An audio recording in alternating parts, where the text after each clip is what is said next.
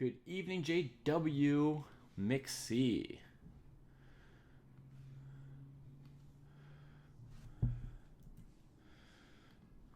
Okay. Let's try to transfer our operation here. See how we can do. Be the first ever tour of my house. Going through this narrow passage, emerge in the kitchen. Tournament's starting in a few minutes. So for those of you who want to play, hopefully you know how to join. There's probably somebody who's here for the first time and doesn't know, and I'm sorry not to give the properest of guidance here today. The exclam fight command does not work over on YouTube. It only works on Twitch. So on YouTube, Lolly and others will have to navigate their way through the Chess Dojo Club, I would imagine. If you get to the club page, then you scroll down to upcoming events and you'll find these two over here.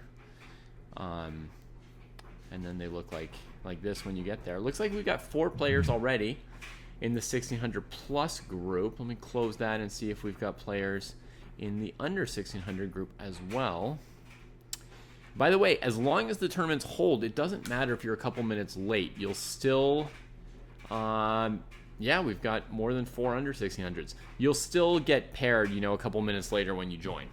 So as long as we've got more than 4 people who are actively at their computers when the tournaments kick off, it's all going to work out for all of us tonight. Even if, there might be some challenges or whatever. Good afternoon to all our Australian friends, including Apoli Trosen.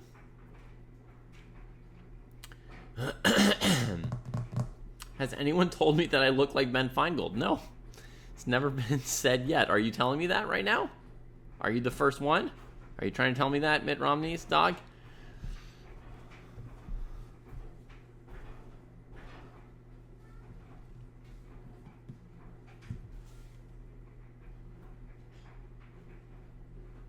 A little bit, maybe in like 2 to 3 years. Whew. Okay. Well, you've said it. It's been said now.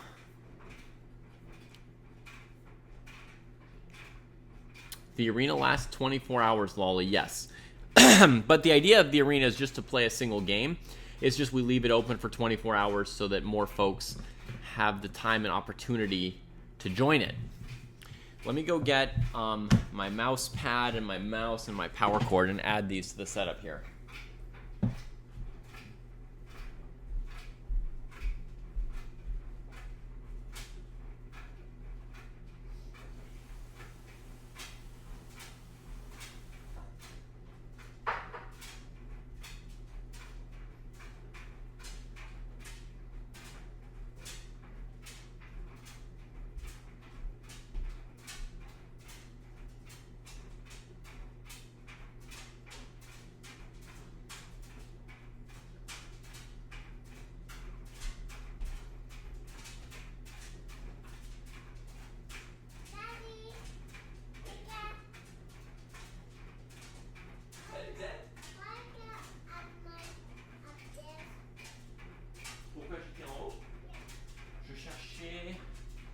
Ma souris.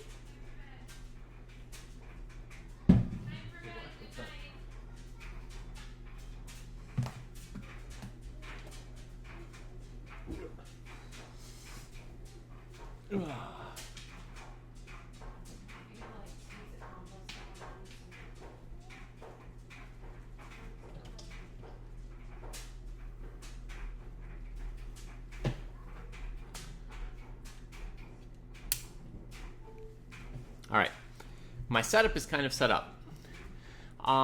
Yes, good luck to everybody. Well wishes from random 1200 Elo guy, wishing everybody good luck, good fun, good games. For those of you who are in the tournament, or who are in the event right now, for those of you who are in the tournament right now, the games are starting in about 60 seconds. So be ready for that. What advice do we have? Number one, monotask. Don't do a million other things while you play your game. Put away your phones and your family members or tune them out. And another piece of advice would be maybe to try to use your time well. If you're in the under 1600 section, you've got a 30-second increment plus 45 minutes of think time. So you can easily spend a minute on each move, maybe 2 or 3 on some more important moves. For players in the over 1600 section, you've got 90 minutes plus that 30-second increment. So you want to try and use maybe about 20 minutes on the opening, 50 minutes on the middle game, 20 minutes on the end game, something like that. Vague approximations. So just a thought to maybe try and make good use of your time, it being one of your major resources here. And we are off. We're going to click open our first game from someone in the under 1600 section named I am under 1600, facing off against Sticky Pawns, well matched by rating, which is excellent. Let's open up some more games just for the heck of it. Random Chess Guy 1500, rated 1500 something. So that the names are really holding today. And we've got Apolitrosin from Australia versus Guha, who is from Australia as well. So we've got an all-Australian matchup right there. Nice. And Cloud versus Hermats.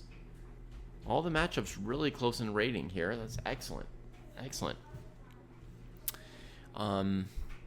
There are going to be a few more interruptions tonight, I'm afraid.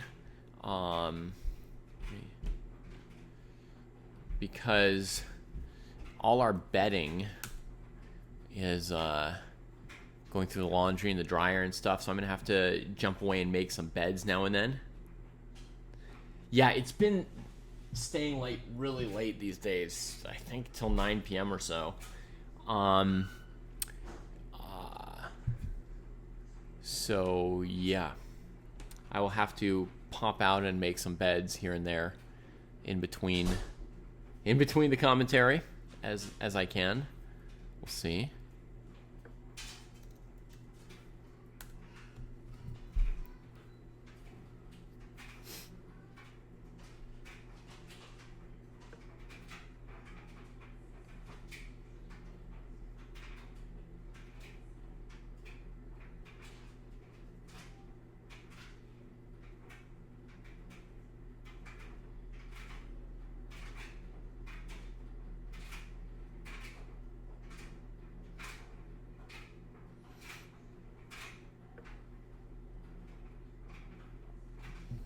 So let's see what the opening was on this one here. Bishop b4 check. Getting that bishop out, making a little trade of it. White gets a small development boost out of this. I don't know if folks know this, but bishop check, developing a new piece. Bishop d2, countering it, bringing out a new piece. Bishop takes d2, moving that piece a second time to trade it. Knight bd2, recapturing but developing a new piece.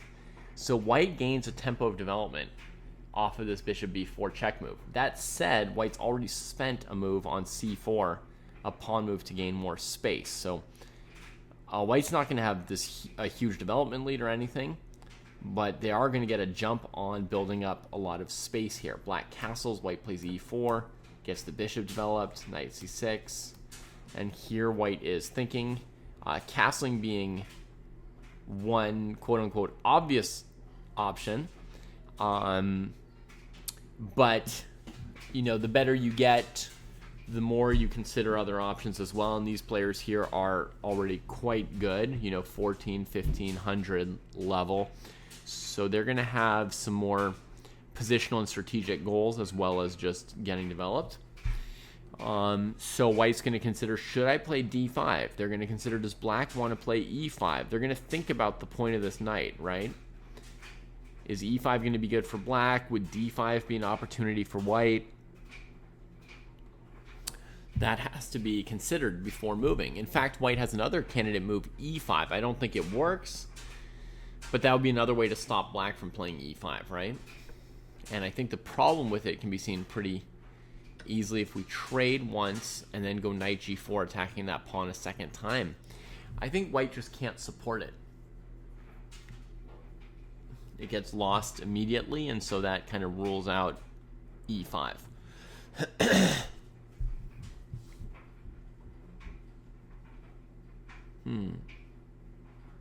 It feels like once black plays e5, their position will be sort of okay, doesn't it? To me, it does.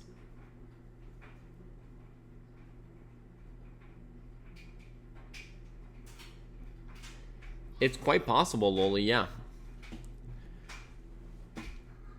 Is PDT Pacific time, like I'm in? California, Oregon, Washington, and all.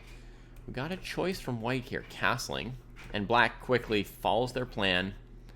And while white was thinking about castling, they'd considered what black might do. So they now quickly push, gaining a little more space there. You know, the chances of folks being around at a random time on Saturday are not super high, but you could try. It's designed to be possible.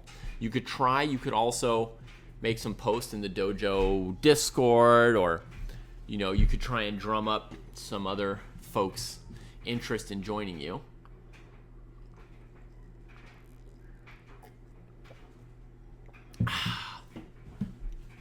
And, you know, we can make announcements tonight that there are folks who want to play tomorrow, because there may be other folks like you in the US or related time zones who are tired at this point, and they might be watching instead of playing because they're tired. You know, maybe they're up for another hour or two and they can't do a full classical game right now, so maybe some of them would want to come do that with you tomorrow.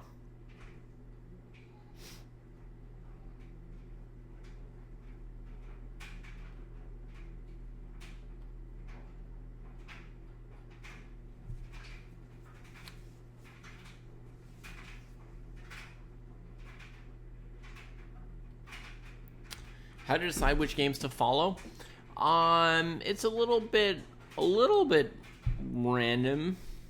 There's not a really worked out system or algorithm to it. Sometimes I click on positions that look interesting to me. Sometimes I just start with the lowest rated board and then slowly move up. It depends. I like to follow games where at least one of the players is maybe using their time well, and I always start with something in the lower section, because the higher rated players are almost always still playing in 2 hours, you know. So what's this? Bishop f4, c5, e4. I've seen this gambit once before here in the dojo. White says they want to play a London, and when black plays the most aggressive move, then white plays the most aggressive move in response, e4, surprising black by not playing, you know, e3 and c3. And they play basically a Albin counter gambit with the extra tempo of the bishop being developed. Interesting thing. We got mouse lip against some storms here. Whoa, they've got a King's Gambit. That's another way I pick the games, Mitt Romney's dog. If somebody plays the King's Gambit, then, you know.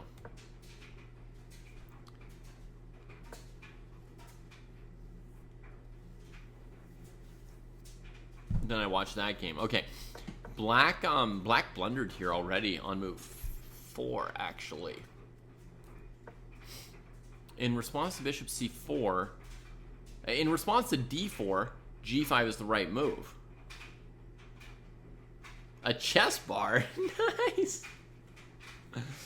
Oh man, from the Chicago Open to chess bars. It's good to be your age, Blood Queen. It's good to be your age. So, yeah, against d4, the point of d6 is to play g5, defending this pawn. But against bishop c4, you actually can't play g5 because of exactly what the Storms have done. With h4, you can't play h6 because of pawn takes and the rook's not defended yet. And when you push, knight g5 has a threat on f7, which is not the case in the d4 line. Here, if white plays h4, g5, knight g5, the knight threatens nothing. Black plays h6, and white loses the knight. Or sacks it, which is, you know, a word choice that you can go one way or the other on, but the line is not good for white. But here, bishop c4, g5, h4, exclam, g4, knight g5, knight h6, d4.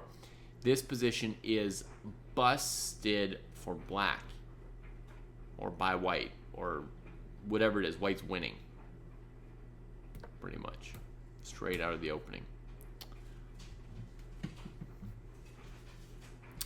This knight on g5 is really strong.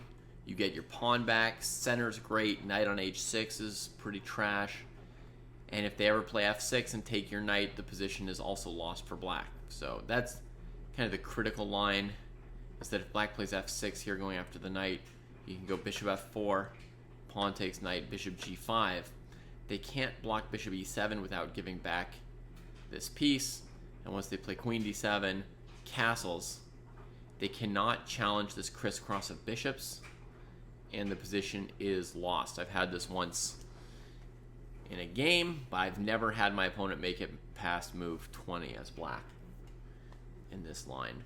So bishop g7 is reasonable, and the obvious move for white is bishop f4, but I like that Storms is thinking for a couple minutes. Why not? You've got time on your clock. If you don't know everything by heart, you know, maybe think about your moves a little bit here and there. Got an hour and a half. I feel like white may have been familiar with the position, somewhat familiar with it up to here, based on the speed of play. I think they may have known this idea that knight g5 here is good, and that f6, bishop f4, in this case, actually is very good for white, with the knight stuck on h6. So bishop g7, not super critical. The answer will probably be bishop takes f4.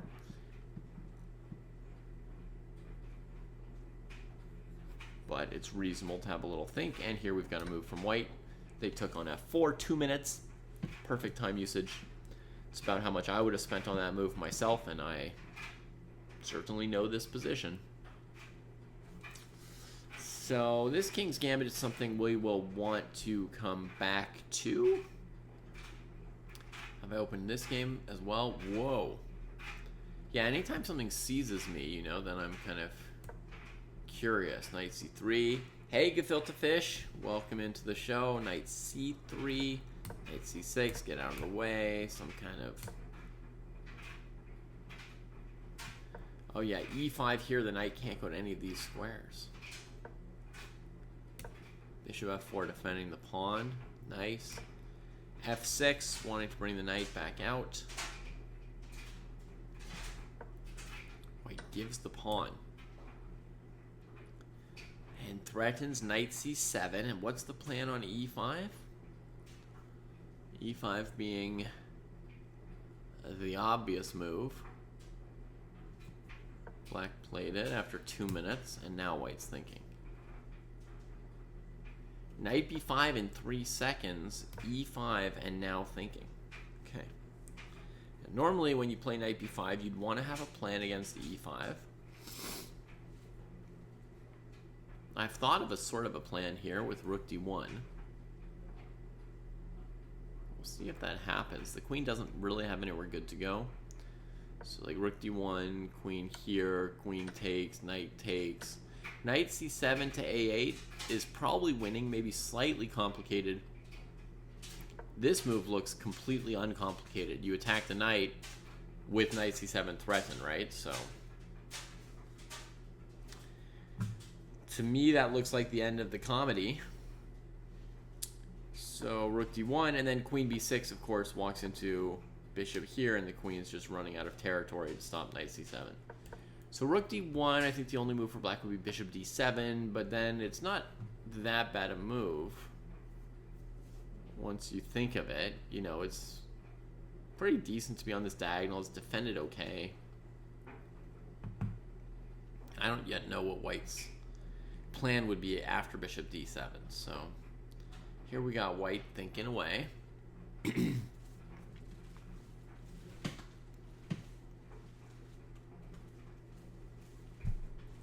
No, I have not thought a lot about a simul this week.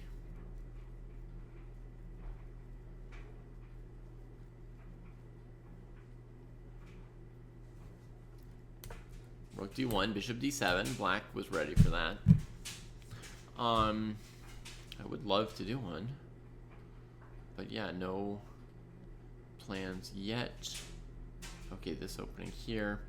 All right, and now let me go to some under 1600 games again.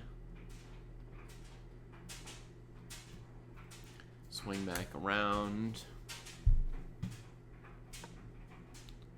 Wow, this is an example of a game going too fast. They started with 45 minutes. Right? And now, look at that. Blitzing the night away. So that's kind of a game, Mitt Romney's dog, that's the kind of game that I often jump over, right? When I see the players playing this fast, it's like my advice to them is to take their time. And then I'm done, you know, then I go look at another game. See Guha and Cloud. So we've got a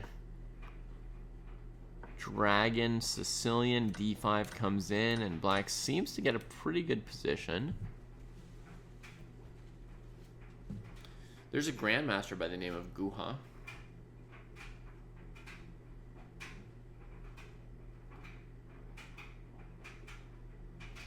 Let's check on Cloud and Hermats. Okay, so black's trying to play bishop g7, knight f6, and castle and all.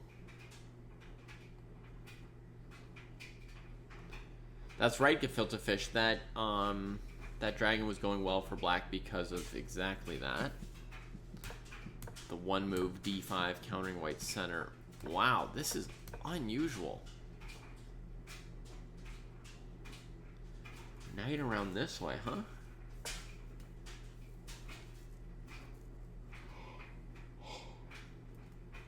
Now, unusual as it is, this move doesn't look very good, right? Trying to stop the knight from coming to g4. If it comes to g4, you could always play h3 then if it's bothering you. Make it go back. But, yeah, that's unnecessary. White should just be bringing out their pieces. Also, more than that, having played knight c3, shouldn't the point be to play e4 if black lets white? And black did seem to leave white. Doesn't this move look pretty good here? Looks very logical to me.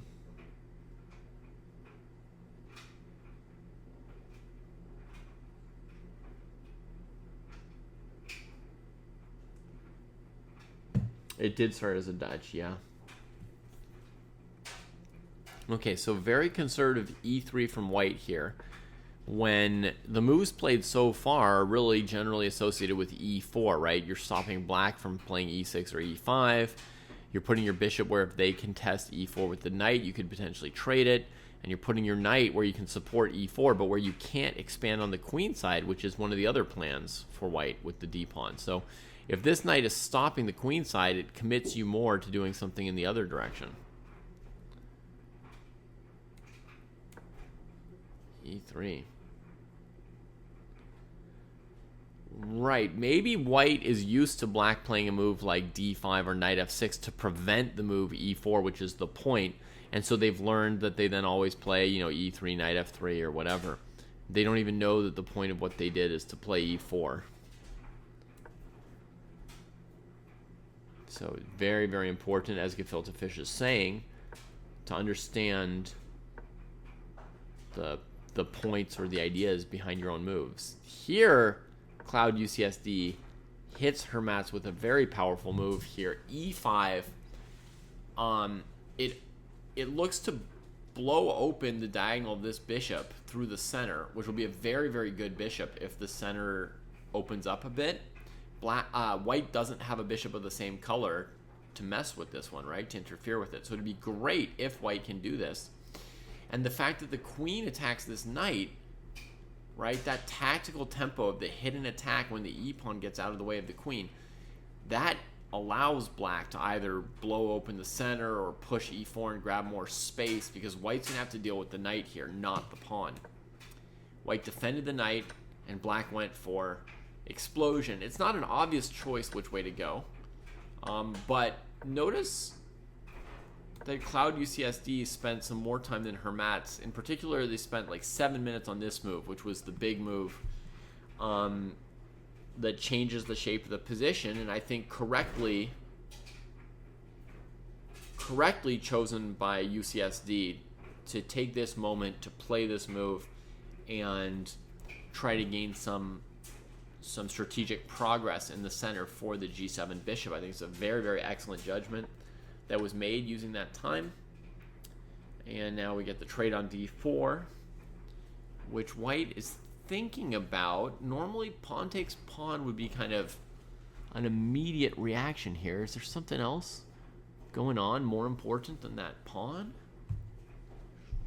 h5, I don't believe. Bishop c4, I don't believe. Yeah, so white's got to just take it back, I think, eventually. Good morning, Pizza Racer. And the rest of Europe as well, of course. Good morning to Europe.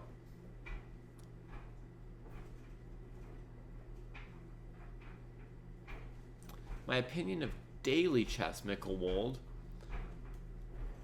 That's where you play a move every 1, 2, or 3 days, generally. And then your opponent takes a day or two and sends back a move and back and forth. I don't personally love playing daily chess. It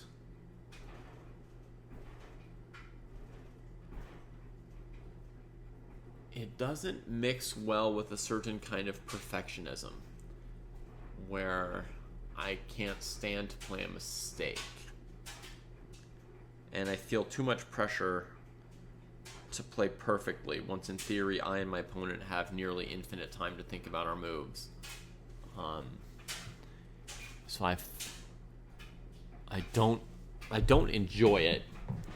That said, my first experience of daily chess was playing a series of games against somebody who I thought was a very good player, but it turned out they just used computer engines.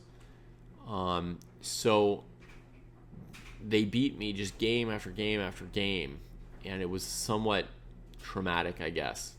It was somewhat traumatic, I guess. So that may have shaped my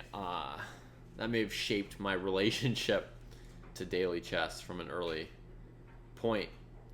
Hey, Daniel Nelson, welcome to the dojo. We're doing well here. Yeah, we're doing well. I'm just gonna do a quick run around the house, see if anybody needs their bed put together for them. I'll be right back. Yeah, I know you're not supposed to use engines, but this person did. So that was my first experience, was getting engined again and again and again. Oh, Loli, you're new to the Discord and the Dojo training program. Awesome. You're interested in playing classical games and then talking about them afterwards. Is there a specific channel in Discord where I could post? Okay, I'm also very bad at Discord. Let me see if I can find it with you, Lolly, okay? Welcome, rules, roles, rating roles, grads, achievements, blog, blah, blah, blah, job openings, general, chess news, questions, find training partner is maybe the most important thing. You could play games with your training partner.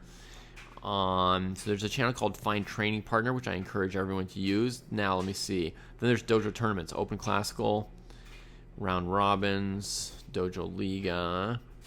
I'll tell you about those in a second. Feedback will not be it. Dojo chat, no.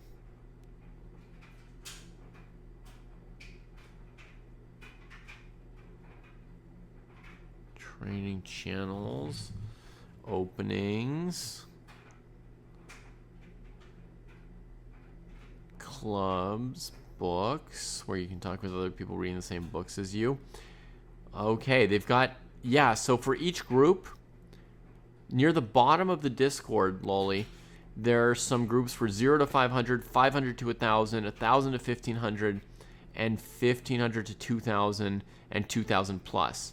In those areas, each of those areas has a channel called Find Training Partner and a channel called Games. So if you go into... I don't know which cohort you're in right now, but...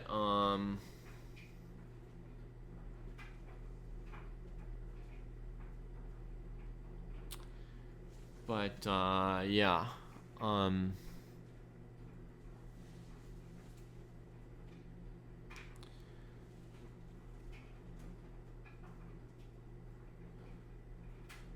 There'll be a channel where you can seek games and a channel where you can seek training partners. Those will be great.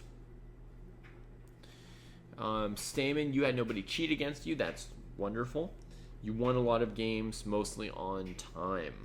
Yes, a lot of people don't finish their games, which can also be a not the greatest experience. You kind of want to play the whole game.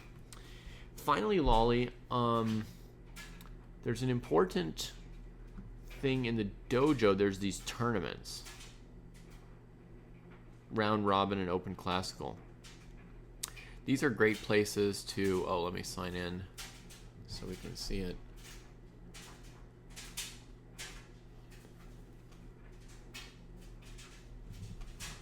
Let's go to tournaments.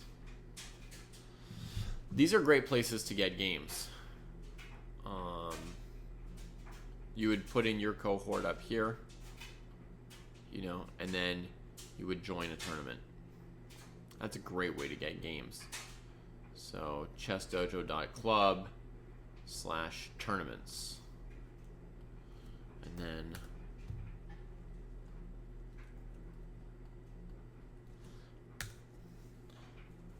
in most of those tournaments, you're expected to play about 1 game per week. So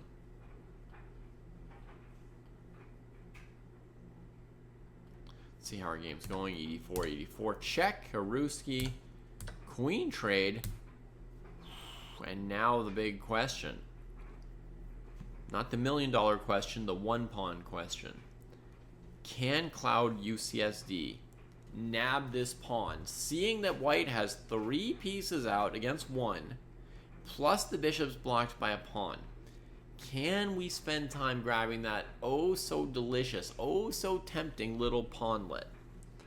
My instinct says don't do it. And Pruess is a big pawn grabber, but my instinct's telling me to stay away from that pawn. It's so tempting to open up the bishop on g7. I'm so tempted, but I gotta admit, my instincts are telling me do not be so greedy. Do not.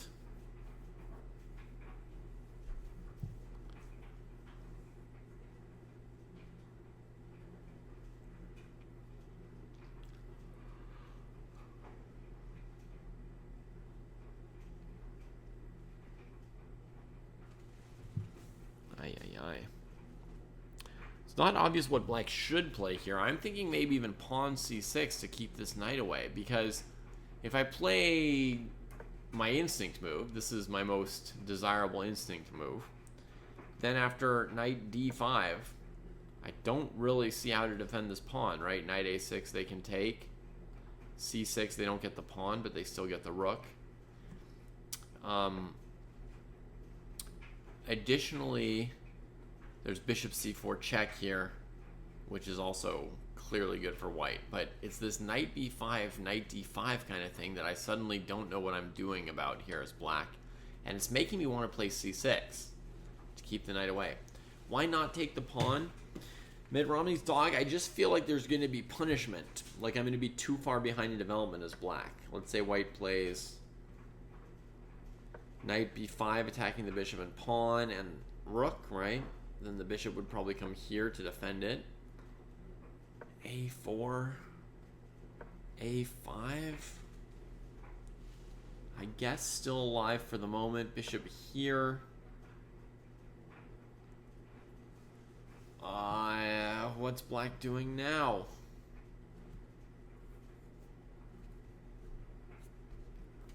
Hard to do anything. Yeah, but if black can make some trades. No, but it's what's actually happening on the board that matters, Mitt Romney, not the what ifs. You know. I was also scared of knight d5, but I guess bishop b6 is still somewhat okay.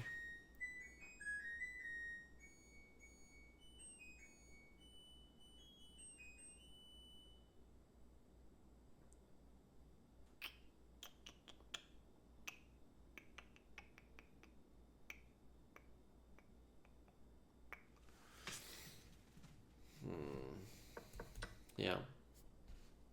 It looks very risky to me.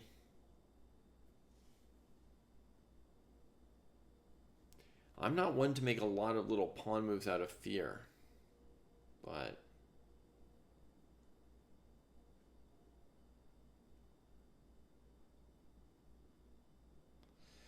well, you could try to calculate it all, David Justice, but it is going to be hard to fully calculate the consequences of these lines here. It will definitely be challenging.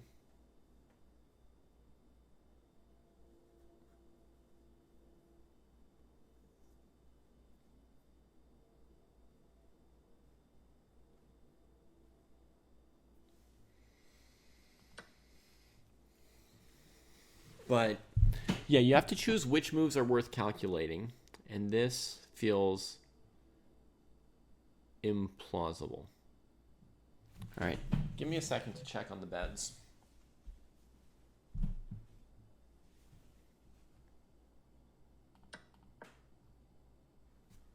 Black chased the knight back with h6. Interesting.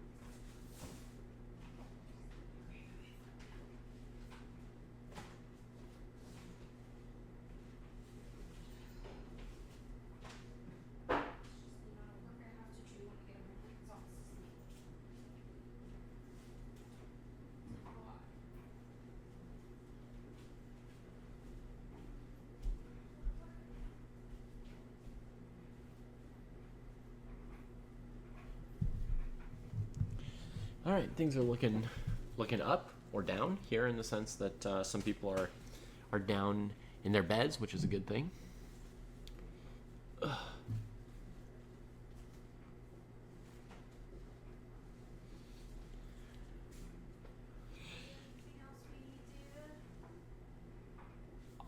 Other than potentially the list of a couple things that we talked about earlier today and put in the tick, yeah. I get more bananas. I didn't check our banana count today. The ones you have are getting really ripe. It's not that we don't have enough bananas, they're just getting really ripe. Okay, yeah, they are.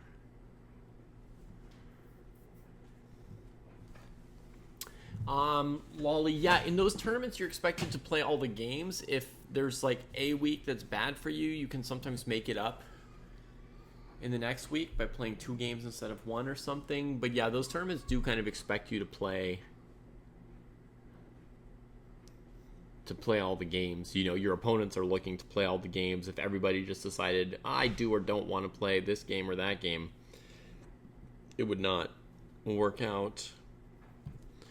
All right, so we can see what black did. They kicked this knight back and then kept the other knight at bay. So they didn't try to immediately blow this, and therefore the position's a little bit locked for the moment. There's still some latent power to this piece. The pawn trade has softened up d4 a bit, but for now white can keep it covered and could even dream of jumping a knight in here to follow up with f4. To really try and, you know, keep this bishop under control. So the position looks pretty interesting at the moment, playable for both sides, I would guess. I do really like the idea of playing knight e5 very quickly for white. But there's probably other fine choices as well. Doesn't necessarily feel like the only move, because the move that would prevent it would be something like knight to d7, and that would block in this bishop, and then what would black do next? Just sit there with the knight on d7, never move it to f6, which would again allow knight e5. So it's probably not like a one-time chance, like you find the idea and you sink the knight, or you sink. I think you could probably do other things for white here. But white did just play knight e5 after 4.5 minutes reflection. So, yeah, I think it's a pretty good idea. I would definitely look at this move before any others. But yeah, my instinct is that other moves, there might have been a couple other moves that were okay as well. This I like best. Knight e5, hitting g6. Black's going to be really annoyed trying to defend g6, so there's a good chance they just give back that bishop, right? And then after pawn takes e5, well, without that bishop, there's nothing particularly good about black's position, is there? Well, I guess that there's some solid central control. But white will have solid central control as well, and a small lead in development, and maybe pawns on dark squares. So it might be a very pleasant position for white, actually. Just with this simple knight e5, yeah. Very tricky. It's not something easy to explain or that's really at like a 1200 level. But basically a position like this, even though black's got the dark squared bishop and a seemingly sound position, the fact that white's just a little more mobilized exerts a lot of pressure on black. It takes away a lot of black's options, you know, needing to deal with moves like knight d5 and knight b5. We see black, you know, playing a weakening move to avoid bishop c4 and knight f7, right? Then we see black spending another pawn move to keep this knight at bay, and it's just keeping black from achieving everything they'd like to achieve. And then, you know, here if they played d6, which might be desirable to deny the outpost, still not bringing out any pieces, they'd have to worry about a move like d5 using the development lead. Probably rook e1 first even, but, you know, d5, white wants to take on c6 and then take the d6 pawn while black's castling. If black tries to defend the pawn with a king in the center, it's got the issues of the king being in the center. If black plays c5 to keep this file closed, then knight b5 is immediately kind of crushing. So there's just not totally simple answers here for black, and white finds enough. And that's the influence of the development. It's the threat of, rook e1, the threat of knight to b5. This kind of stuff just takes away options from black.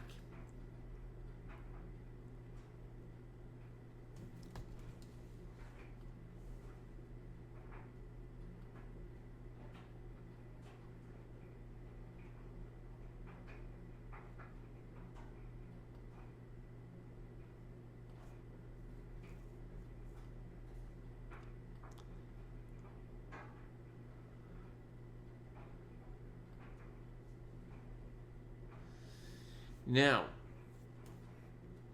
this is our Sicilian defense, where, as a more advanced player pointed out, the fact that black was able to play d5 so quickly and trade off white's center pawn meant that black basically was getting a good opening here.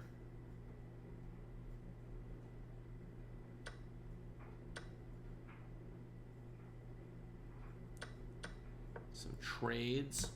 Grabbing space, getting castled. Okay, getting chased.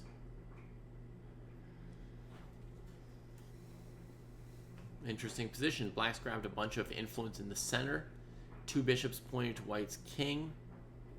The vague impression is, very dangerous for white, I would say. Have I ever done commentary on chess.com? Yeah. Millions of times. I did the very first chess commentary on chess.com.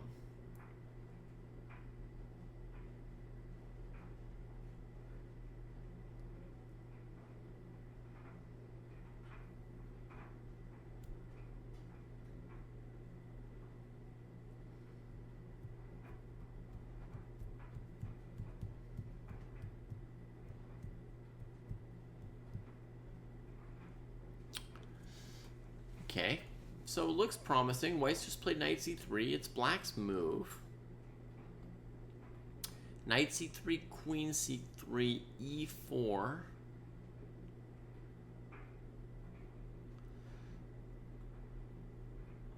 Bishop d4. Doesn't seem like it achieves much for black, so maybe we should leave the knight here and look at moves like rook to b8.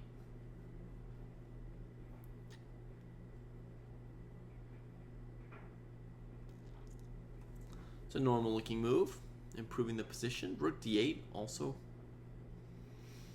a very plausible move, kind of threatening knight takes knight in a much better way. You'd go for rook b8, Stamen. That's sort of my first thought. Once you go rook b8, you might be threatening things like rook takes, king takes, e4, and just... You sack a full rook, but in a moment you're going to win something back. And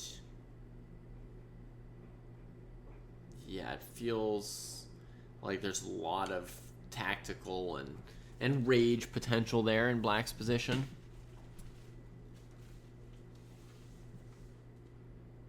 Oh, nice, Lolly. I didn't realize from what you were saying that you'd already played last week, but that's fantastic. Haha. Super cool. By the way, I'll make your announcement again, periodically. We're not going to spam your announcement, but I'll make your announcement for you now and then. Folks, we've got a chess player who I think is from California, like myself, Lolly, who's looking for an opponent to play a classical game sometime on Saturday. I know for some of you it's already Saturday, but for those of you in the U.S., Lolly's looking for somebody for whom it's too late right now who'd like to come back tomorrow and play a game. So Lolly's in YouTube chat if anyone wants to look into arranging something like that. I don't know Lolly's cohort or rating just yet, but maybe they'll tell us and we can add that info to the announcement. Pizza Racer suggests maybe take this pawn and just get it closer to the white king. See if we can't make a weakness or, get control of one extra square that helps in the attack. And it also is a way of maybe increasing the scope of black's rooks. Ooh, excuse me. So, perfectly reasonable move. Similar intention to rook b8, right? They're both moves intended to put pressure against the king. I think that's the most realistic plan. We've got bishops aimed this way. We've got the open file. And kings on opposite sides. So I do think that some kind of move towards the white king is most likely. Rook d8. Okay, so this is a move that is not as immediately aggressive towards the king, but it was on our list of candidate moves. And the idea of this move is basically to threaten knight takes knight check, with the rook eyeing the queen and the rook. So if white took with the queen, then there'd be rook takes d1 winning the game. If white took with the pawn, there'd be rook takes queen. So it threatens knight c3, but I think the big question is, if white plays a move like bishop d3 or bishop e2, almost any move defends the rook on d1. Then you can answer knight takes knight with queen takes maybe. So I'm not sure what specifically black has up their sleeve against a move like bishop d3 here. Oh, looks like we had a decision in this other game we were watching before.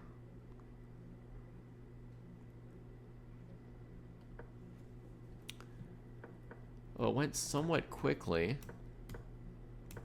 Black attacked this pawn 3 times and white just resigned before black took it. The white position was going to start falling apart once black takes here. g4 and c4 are both going to be under pressure. So, okay. Very quickly played by Pokemaniac. The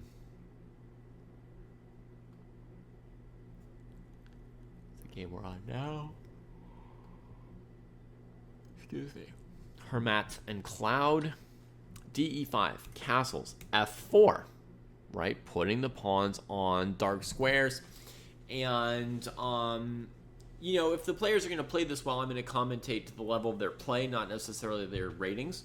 So we're going to point out, the idea here is you've got a light squared bishop from the white side.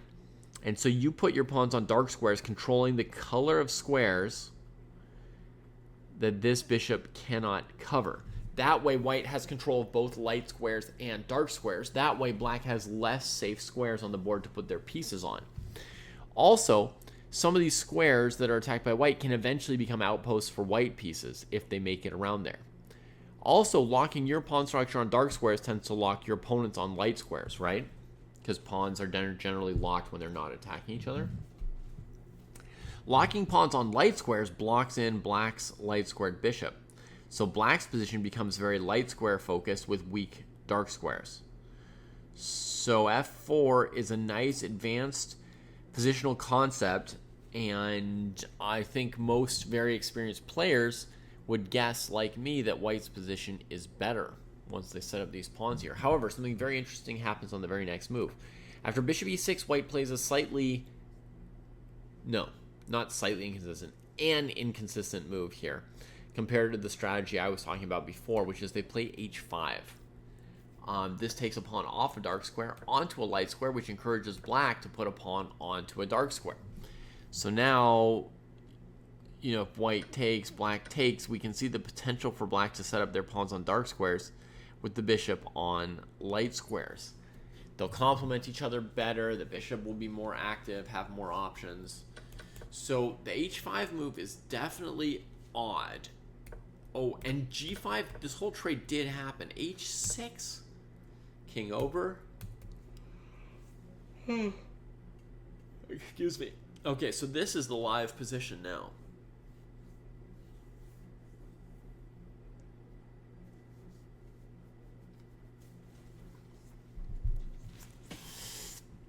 So white's achieved this passed pawn for themselves. It's a dynamic choice, but right now I don't really see the pawn threatening to queen. I feel like black is solidly defending this area. So I worry about the dark squares that white gave up to get this passed pawn. Hi, Luke.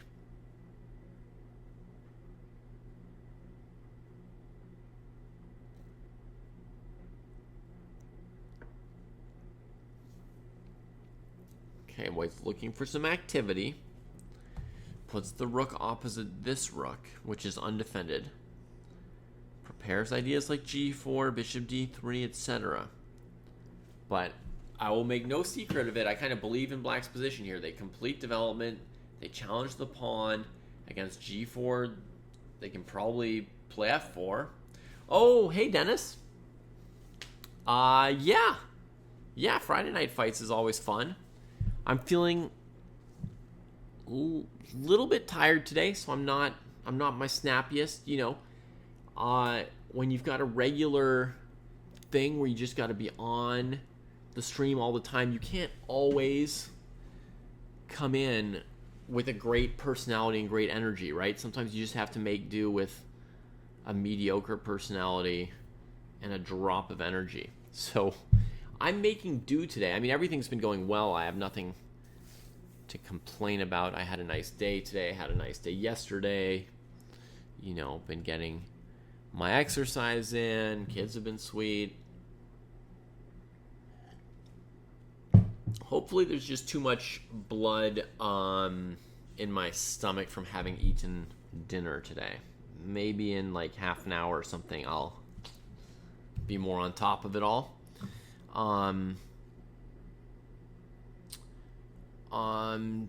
I don't have any vacation right now, but my kids will be on vacation soon, which is kind of the opposite of vacation for me. I am never going to play Catan probably again in my life, gefilte fish. I think even Jesse with his charisma could not, come on, bro, me into one more game of Catan. I think my career is done. Happy birthday to Luke Wright in the YouTube chat. Hope you had a good one, Luke.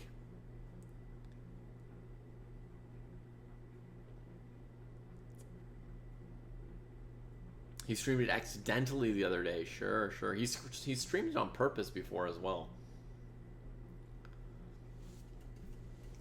But are you saying like he finished a chess stream, sent a raid, didn't close the stream, and then played Catan to chill out after the chess? Might I ever do something like that? Yes, obviously not with Catan, but I do now and then play a card game called Legends of Runeterra. I hope I got that right. You know, if I just need to space out for a moment and have an easy win, get that easy winning feeling.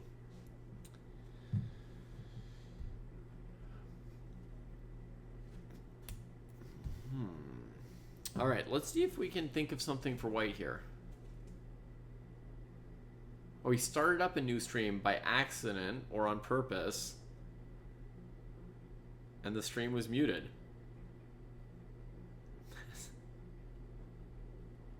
That's an unusual stream, gefilte fish. A muted Catan stream without the end of the game. Yeah.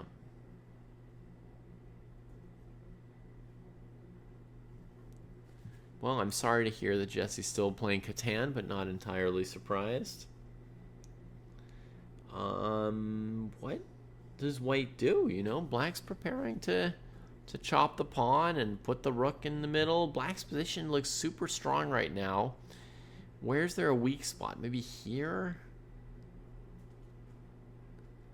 I have to find something to poke at as white here. Yeah, that's the weakest spot for black. And I was thinking about rook h5, g4, and I was thinking about g4, f4, rook h5. The problem with this other option here is after rook g5, black can go here, and they don't really need to defend the pawn on f5 anymore because it's now super well defended. So they can forget about this file, just come over here and just keep this one pawn defended. And I don't see anything else very useful for white to try there, right? So white goes straight for rook h5. And I guess now if black plays g4, at least the pawns go to light squares, you know? And there would be a plan of knight e2 to f4, which would look pretty good. Just a question of if it's good enough with black playing knight e5. Right? For example, g4, bishop d3, knight e5, knight e2.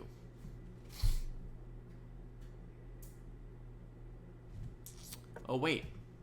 There's bishop takes f5, isn't there?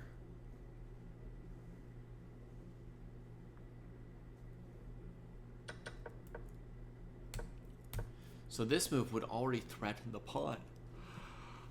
Woo. Okay, that's more promising for white. That's exactly the kind of little thing that white needs to be doing.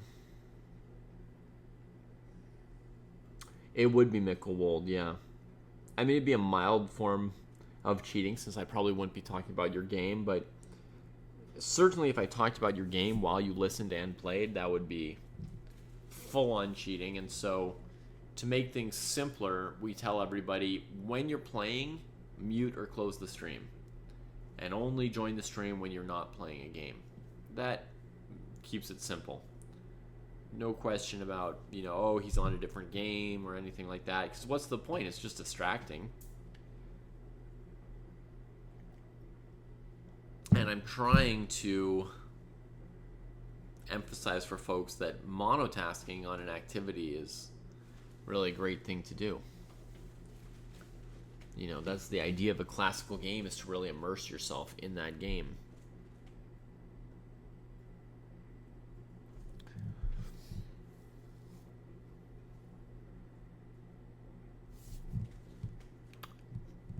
Howdy, label sides. How are you and what brings you here?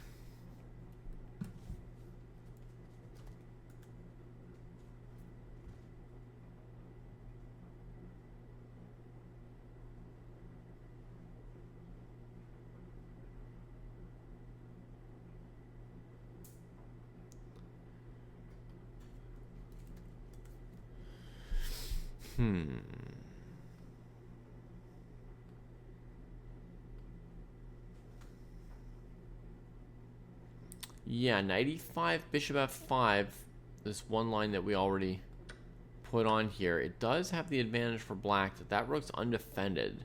So you could try to do something like this, looking for this.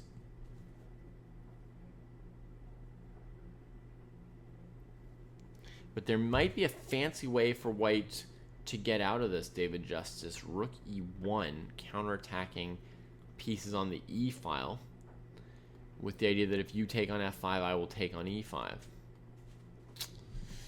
That looks like it probably gets white out of dodge here. Now, of course, in this position, black could maybe try and make some move with the knight to get out of the way of rook e1, but that does give white some time to try and get out. And if the knight moves, then often there will be bishop d3 defending the rook to get out of the troubles on the f file, right? And as long as the knight's on e5, I can't play bishop d3, knight takes d3 check, right? But if I've got rook e1 as a nice resource here, then that might just be the move that saves me. Now black has the move d4 here, which has whatever consequences it has, a tricky move to calculate. And they also have this move rook a e8, preparing to defend that knight, right? And that also has consequences that are maybe tricky to look into. The idea is to take with the bishop, opening up this defense. So I don't guarantee that white can take this pawn, but it would take quite the calculation from black to be sure that white could not untangle this bishop and to choose to sack this pawn. Definitely be a challenging calculation. But let's answer Label Side's question. with this situation itself. Label sides saying, I'm here to learn more about chess. Why such a long time control? The time control label sides is there specifically so that people can think about some tricky and ornery questions like this. The live position in the game, which Black has been thinking about for easily 5 minutes at this point, is after rook h5, attacking this pawn. And if you were playing a rapid game, you would maybe play g4 or rook g8, one or the other, pretty quickly. You wouldn't really know which one was the best move. You would probably just try one. Maybe you'd think about it for 30 seconds or a minute, and then just pick one based on instinct. But against either move, a critical idea is going to be bishop d3 going after this pawn, right? Perhaps the same after rook g8, you see? Bishop d3 going after this pawn. And so when you've got 20, 30, 40 minutes on your clock, then you can actually calculate some stuff like we're doing. And it helps you to make the right decision and also to practice the right decision-making process. So even if you get the decision wrong, you're practicing towards one day being able to make the decision correctly. Also, hey to ZJ Termination. Good to see you here. And so, for example, label sides, we had this variation where we played g4 for Black, bishop d3 attacking the pawn, knight e5, bishop takes f5, right? And then here, we're wondering, can White safely grab this pawn? There's an undefended rook on f1 attacked by this rook. Black's got kind of undefended pieces here. The knight and the bishop both dangling. And then we try to calculate this. And the same thing that we're doing by trying to calculate this here, that's what Cloud, UCSD, and Hermat are trying to do during their game. You mean, Mitt Romney's dog, you'd like to come on and do the commentary with me? Is that what you're asking? If there'd be a chance for somebody from our community or the stream to do some commentating? Yeah, totally.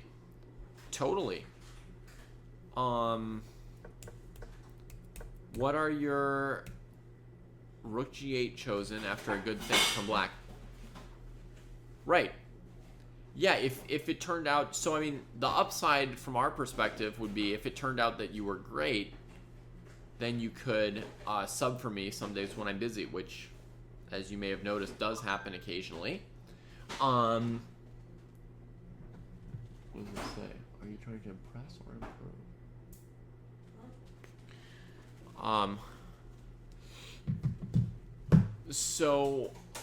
And then of course, if you're really terrible at it, it would be comedic. But if you're sort of slightly bad at it, then it would just be slightly awkward for me to tell you thanks for giving it a shot. But it's not quite at the content level that we're aiming for or whatever. Do you have any relevant experience or qualification or anything with something like commentary or broadcasting or public speaking or chess teaching or something in that direction? What?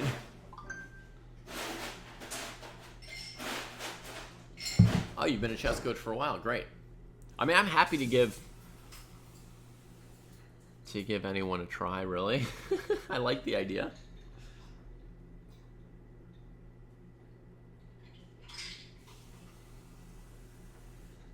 I'd love the idea of a sub. Yeah, I've got someone else here who would love there to be a sub. Do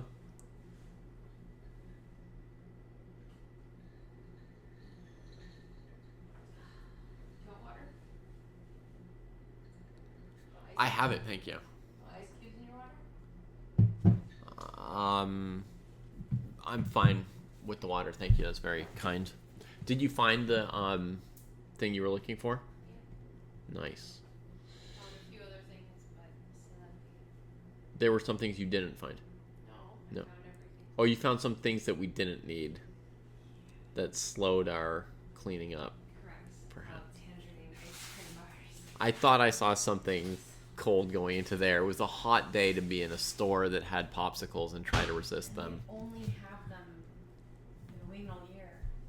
Only have Oh, it's the ones they haven't had all year because they only had the mango? Right, they don't like the mango. They like the I know. I know, so I bought it for them. I'm such a good bad mom. Yeah, such a sweet pushover.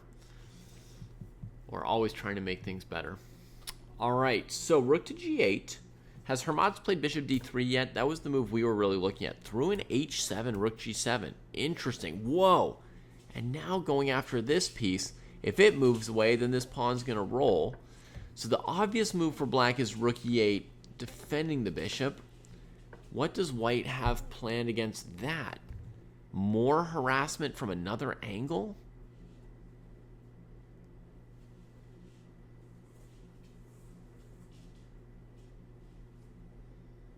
Wow, this could be weird. Look at this. Rook e8, bishop h5, rook e7, bishop g6, and the bishop gets in here defending that pawn and attacking this one. And black even has to watch out that they don't blunder into a rook f8 checkmate at some point. There's some elements here starting to speak for white. Wow, Hermats really finding some moves here. Cloud holds their ground here for a moment with rook to e8. Against bishop h5, there's also the move bishop f7 to calculate. It's pretty messy.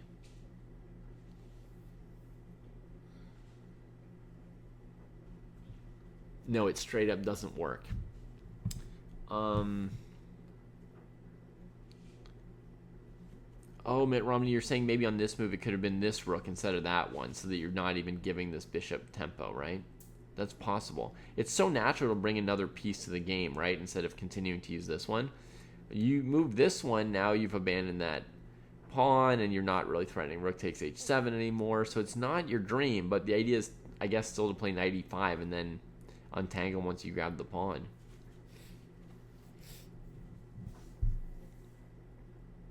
By the way, are you a dog or a human? Other question related to your potential performance as a commentator.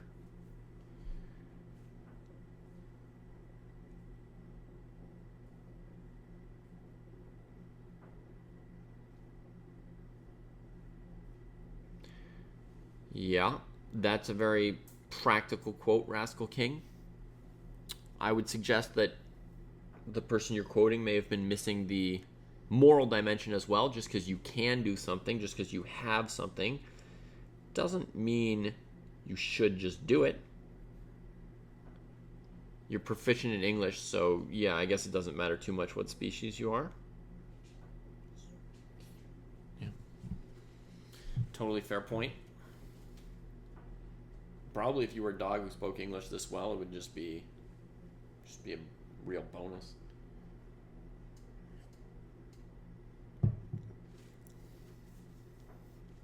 I think both players are using their time well in this matchup between Hermats and Cloud UCSD. That's part of what draws my attention and interest to this game, is I feel like the players are putting a comparable effort into the game, and that's keeping it very interesting.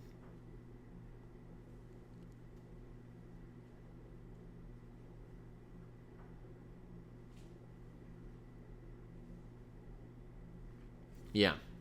I mean, I feel like they wouldn't be coming for the chess, but yeah, we would get a lot more views than we do at this point.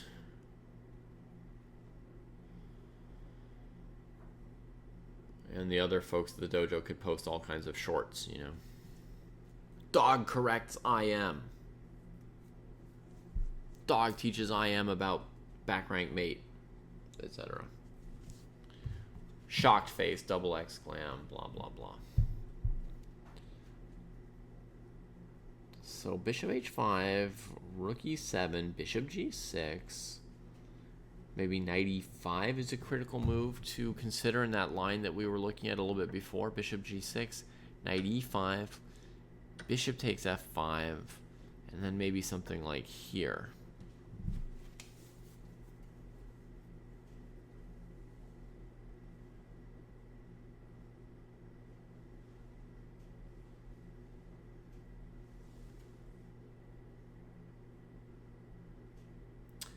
feels like white's refuted at that point. I considered bishop takes bishop, rook takes f1 check, kind of an exchange sack, but I didn't see any reason why that should be good for white. And I considered g4, trying to anchor the bishop and hold the piece, but there's just knight takes g4.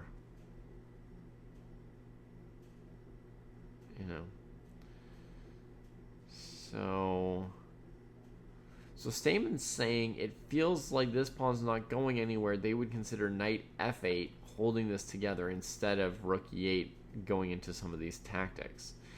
But Stamen, if you move your knight away from e5, indeed, the pawn might not be going anywhere, but I want to send that pawn to hell, if I may say so, right? Like, if I'm black, I want to eliminate it. That's the next stage in this game for me as black. So I feel like I need to keep the pressure on the pawn, actually. Even if you say, yeah, it's going to stay weak. I don't want it to stay weak. I want it to get gone. Yeah. That would be my definite priority and instinct as black.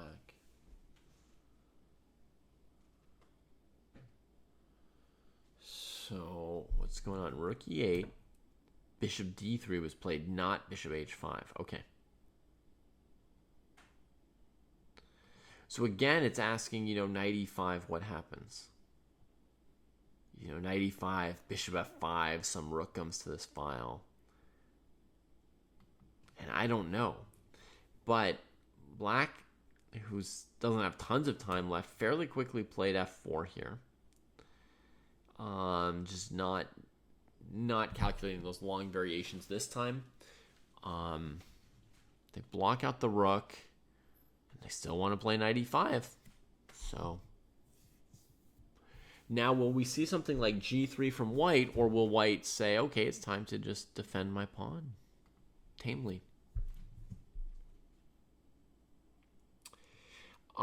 Great question from Apolytrosin. Any advice for analyzing your game by yourself? About to start going through my game now. So first you're going to go through the game you just played, right, Apolytrosin? Just to be clear to everybody. So you played a game tonight that lasted from about 8 p.m. to 9 p.m. It finished about 10 to 15 minutes ago, and you want to get into it right away, right? My first question to you is, have you ever analyzed your games before? Right? So it's like if somebody came to me and asked me for advice on playing chess, one of the first questions I would need to know is, like, how good are they, right? Because if they're rated 2000, I shouldn't start telling them about how to checkmate with a queen. And if they're 600, I shouldn't start telling them about weak color complexes after a knight for bishop trade in some variation of the Winnower French defense or something, right? So I need to know what your experience and level are in game analysis before I know what the appropriate advice for you is. And I'm happy to give you some, 2-3 minutes of advice here on stream. I will mention for you and anybody else watching that the Dojo did put out a book called How to Analyze Your Chess Games. It's got chapters by Jesse, Kostya, and myself, and it's got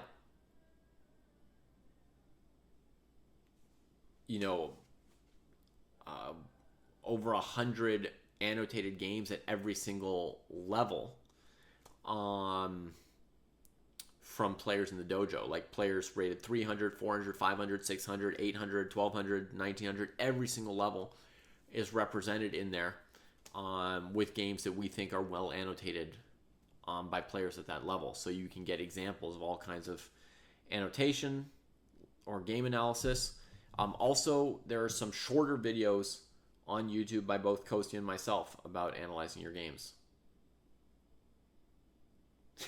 That's funny, Nolan. I'm glad your dryer's done and that ours is maybe done as well. You've analyzed about 12 or 13 of your games already in Elite Chess Study. Great. So, okay, so you have some idea what you're doing. What I like to do right after a game of Polytrosin at the moment you're at is maybe just jot down really quickly some of the things I thought of during the game.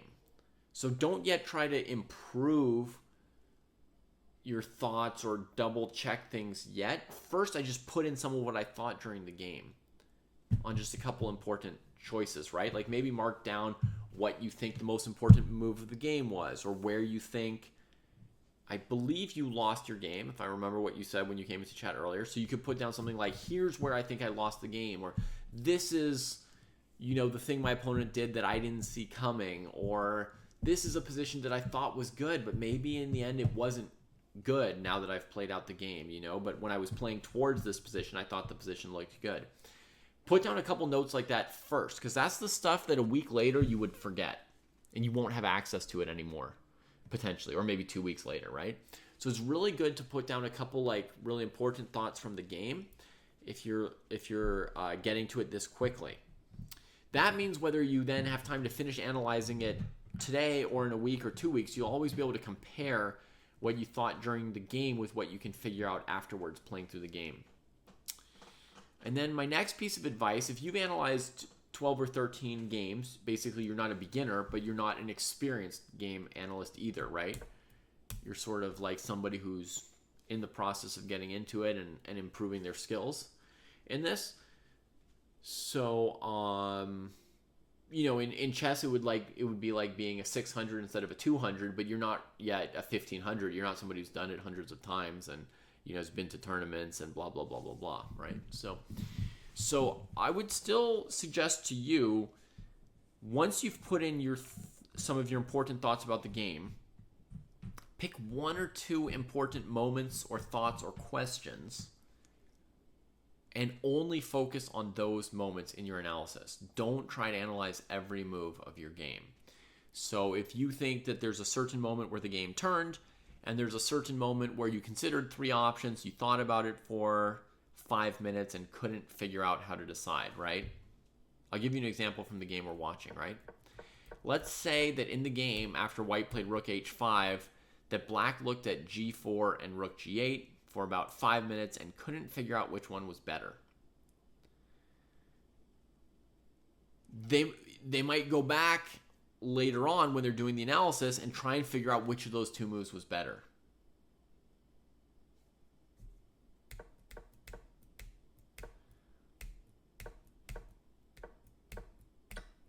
There goes that e-pawn, by the way, folks. It has been finally consumed by Cloud UCSD. What a joyful moment for black. The first big celebration of the game for the black forces. We have achieved one of our goals. We have worked together. We have stayed strong. We have defended our pawn chain. And finally, white couldn't come up with any more threats.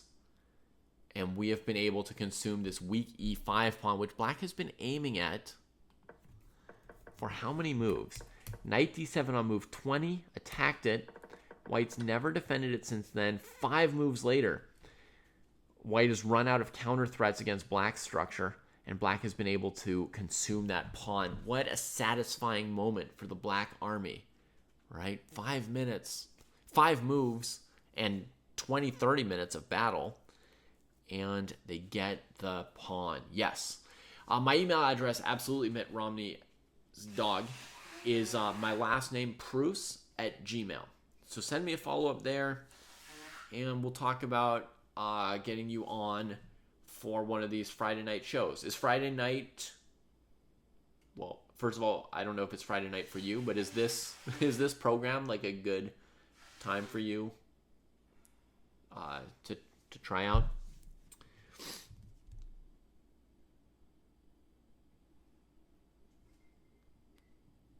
All right, so here's a very important revealing comment from Pawn to GM at 30S on YouTube. They say, your discussion about game analysis caught my eyes or ears.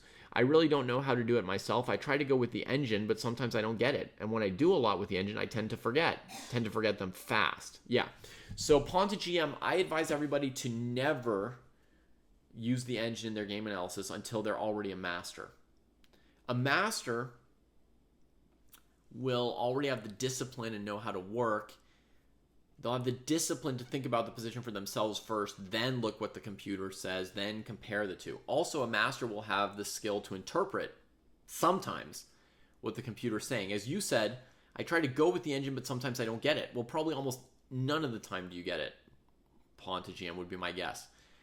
My guess would be you almost never understand what the engine's saying or doing because it's at such an astronomical, insane level now, right? So that's one of the first problems with using the engine is you don't actually understand what the engine is telling you. Related to that, you then quickly forget whatever you may or may not think that you learned from the engine. The reason is you didn't really learn it, so of course you forget it quickly, right? If you told me a bunch of obscure science about cellular biology right now that was way over my head, and then tomorrow somebody asked me about it, and we'd be like, oh wow, David already forgot what pawn to GM told them Friday night, and it's only Saturday morning. Well, obviously, because I was never really capable of processing it, right? And you just gave it to me. I didn't work for the knowledge. I didn't build up to the knowledge. I didn't have the context for the knowledge, right? So, of course, you're forgetting quickly things that, to some extent, you could say you never really knew them, right? Like something you... So, you could argue semantics, whether that's even forgetting or not, but the result is the same. We understand that very quickly there's no knowledge acquired or left, right? So, absolutely, chess artist, ask away. We are in asking. So white improves the knight to d4, challenging this bishop.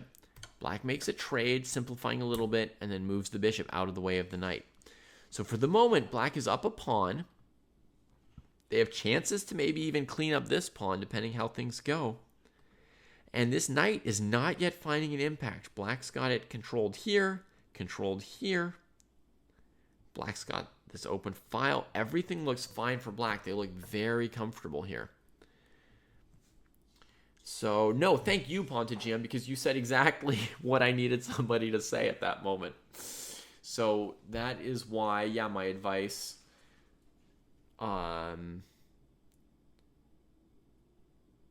My advice is definitely to go without an engine. Mickelwald says it's very freeing to analyze without an engine. You can look at lines without them having to be correct. It removes that perfectionism. Just look for something, try and figure something out. So hopefully that's useful for you at Polytrosin. We can also talk a little more about it if you want. Stamen agrees with me. Black's doing very well in this position here. And Pizza Racer correctly identifies me as a purist. Jesse and Kostya apparently both say you can use the engine after you've analyzed yourself first. You can. I'm just saying it won't be good or helpful until you're a master.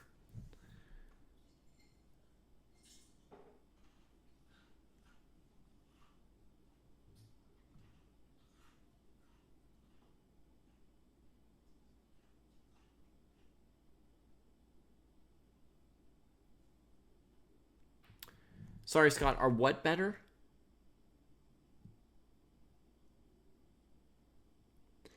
Yeah, there's a reason, Elliot, that most people have picked up the bad habit of always reviewing with the engine first. There's a couple reasons.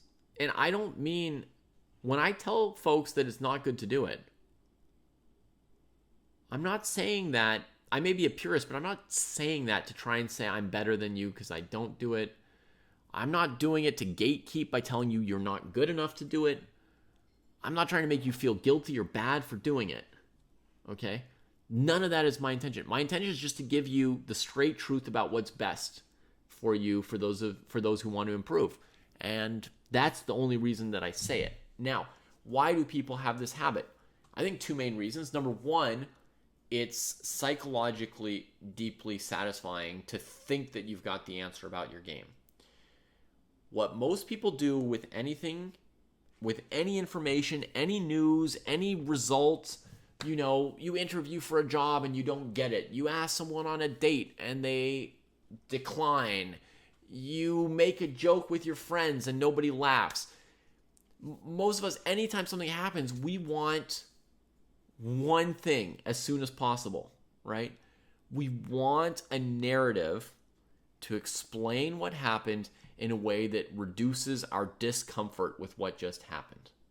That's what you're looking for.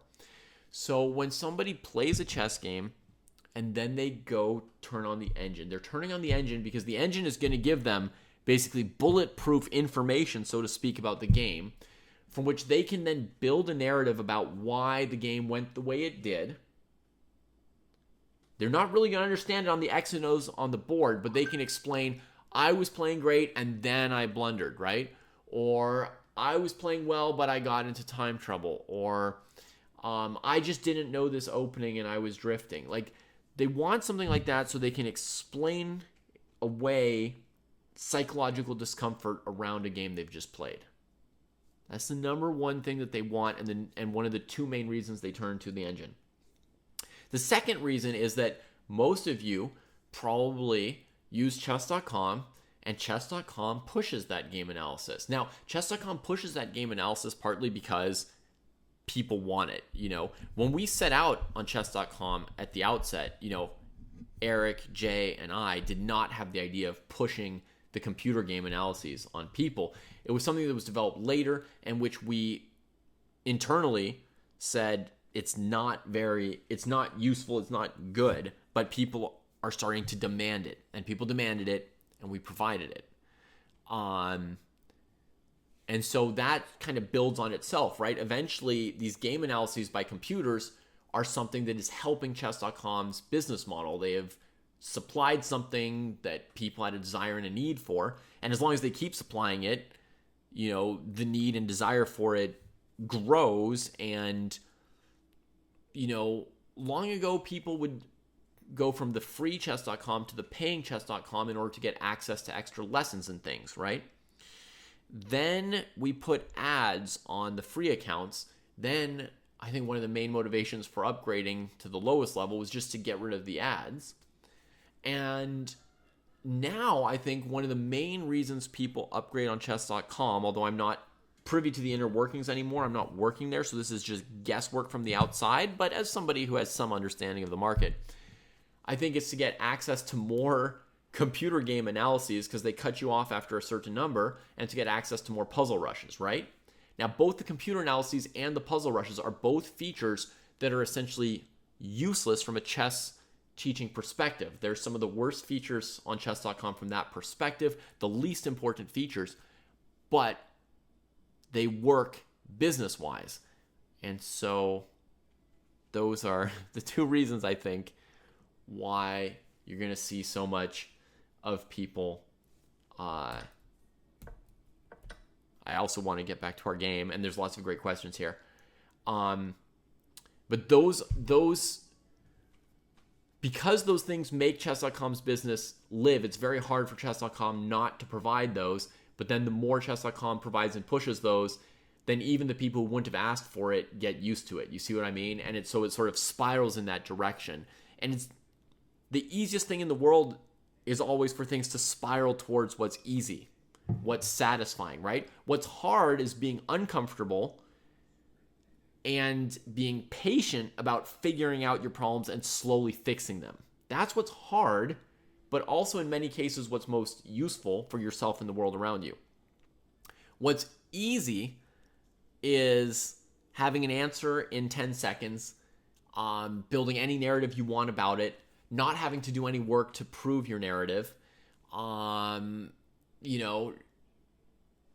just being able to psychologically say, here's some answer to it. I don't have to feel bad. I don't have to do any hard work, kind of thing, you know? That's what's easy, and that's what it kind of like what things tend towards all over. All right. So then we had a question from Scott. Are the short Chessable courses better than the deep ones because you can build on them over time and not spend forever memorizing? Probably, Scott, but I mean, that makes sense, but I've never done any Chessable opening course, so I can't answer your question. What you say makes sense, but I just don't know. So I've never done a Chessable opening course. I would guess that most Chessable opening courses are bad, period, whether they're the short ones or the full ones. Not bad in the sense that you know, the grandmasters are doing bad analysis or poor explanations, but bad in the sense that they're useless to you to get better at chess. All right, let's see a few moves of this game. So Cloud UCSD after King D2 said, yeah, let's just cut the Gordian knot. Let's clean up another pawn. Let's make space for our king to get out of the corner and come up and defend this pawn structure with the king. White defends the rook, so makes a trade versus, rook g6 going after this pawn. I think black would play rook g7 and similarly, hold the structure and try and bring the king out of the corner. So rook h1, black's happy to make a trade, brings the king up, and white tries to keep the black king from getting towards the pawn structure. Rook e7, just extra supporting these pawns. Very nice, patient moves from Cloud UCSD so far. White goes after g5 in a way that might force black to make another trade here. And then the pawn structure is not so good, and it's hard to progress for black in this position. Yeah, I think the best plan I see for black is pretty complicated. It's to do something like a5, a4, and then rook e3 going after this pawn. You sack this one here. This is not what black did, by the way, folks. And it's very challenging to do this because now white has rook a7 or rook b6 or b4, all with counterplay, right? Rook b6, and you go g4, rook check, king f5, and you try and win with these pawns. Basically, it becomes a race. In order to make progress, you had to sack the other side of the board, but because your pawn was already on f4, because you only had one pawn to capture and then your two pawns are free to go, and white needs to capture multiple of your pawns, and that didn't even make a pass pawn, maybe they should go here, right? But you can see that black's way ahead in a race. White needed to take two pawns to free up a passer, and look how fast this pawn's already going, right? Rook here, here, rook here, rook g3. And black wins by queening the pawn. Just an example of proper technique. The game's played at such a high level, I have to give Cloud UCSD at least one comment somewhere in this game of something that they could maybe think about. So g4 was played in 5 seconds. I'll also say, with 15 to 20 minutes on the clock, this is not a trivial decision. Whether g4 is good or bad, whether a5 was good, whether rook e3 is already good, rook e3, it's similar. It's allowing rook d7 check and rook takes b7. I was trying to maybe maximize with a5, little finesse there. Whatever the best approach is, this is like the moment to use maybe half of your remaining time even to make sure that you've got a good plan for advancing the game from here. At this level, the moves of yourself and your opponent may be a little unpredictable, so maybe it's more like 5 minutes out of 15 that you want to use, but this is definitely a key moment, so it's a moment to spend time. And so 5 seconds for this move was not very good. And white prepares f2, rook f6 to stop the pawn. Not so easy. I think black may still have a good move, but it's tricky now. Oh, it is tricky. Very tricky. All right. I'm going to catch up on the Twitch chatters and answer some of your questions. We have puzzle rushes in the Dojo program. We do, Pixion. We have them not as a way to get particularly better at tactics. We've got them as kind of an assessment.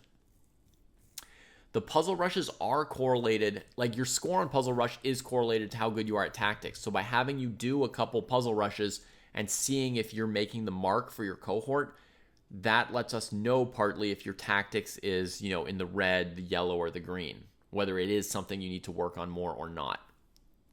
So it's kind of useful in that way.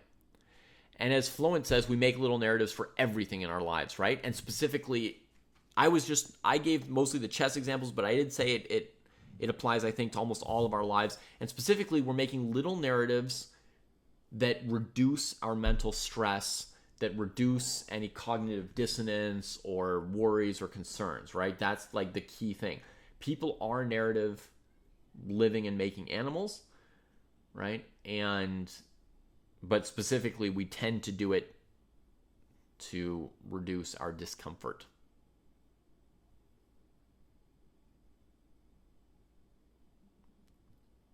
Okay.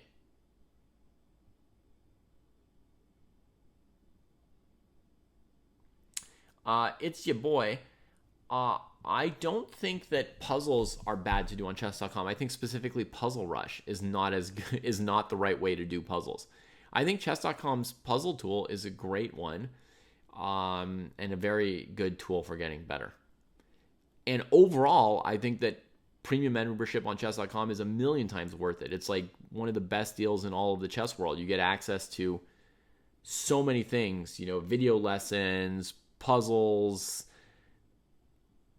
openings, end games, positions to practice. There's so much stuff on there. And it's really cheap compared to anywhere else because so many people have used it. So, each of you is putting 1 cent towards these different products. So, nowhere else do you get that much, Stamen likes an idea of c5 at some point. I probably missed that point. Sorry. Yeah, Pizza Racer, you do untimed puzzles on Chess.com and Lee Chess, and that's perfectly good, Depending on each person's level, the sweet spot for you in tactical work is going to be different. Some people should be doing puzzles that take them 1 or 2 minutes to figure out. Other people should be doing puzzles that take them 5 minutes to work out. Other people should be working on positions that they need to think 10 minutes on. But there's very few cases of people who need more practice doing puzzles in 2 to 3 seconds per puzzle, as Puzzle Rush often gets done, right? So it's not a typical use case. All right, Cloud UCSD plays this Rook E2 move. That's my instinct, that's going to be the best move. And it's a very tough question for white, which way to go. If you go King C3, you're far from this pawn, right? If you go King D1, you're still in touch with the rook and the pawn, but black plays Rook B2, and your queen side starts to really creak apart. Let's see what white chooses. They defend the pawns, the materialistic choice. And now if F2, the rook will have to go here, but that still doesn't get the king out. If Rook G2, Rook F6, Rook takes, again, withdrawing chances for white. I mean, black made a dramatic commitment here when they played G4, right? They played this pawn sack, and it's got to be justified. Maybe originally they thought that, they could just push the pawn through, but it turns out after Rook F6, Rook F7, takes, king here, the king catches the pawn. Wait, the king and pawn ending's winning anyway. Maybe that was the easiest choice for black. Let's look at that again. F2, threatening to queen. Any move for white here, that's the only move, right? Then rook here. You can't avoid a rook trade because black will queen. Takes, king here, king here. It's a guaranteed win. Oh, man. So that was the answer to this endgame. That was the right move there. So rook e2, it's a good-looking move, and it was my instinct move. But if we stop and give the attention to the board that a player will in a classical game, and I sort of apologize / don't apologize for answering other questions and not always being focused on the commentary. But if we really focus on the position and think it through at a classical level, we can calculate an idea like F2, their idea is Rook F6. Okay, does it work or not? No, because even though we sacked a pawn, we're still up a pawn. We were up 2 pawns, and king and pawn endings are just like tic-tac-toe.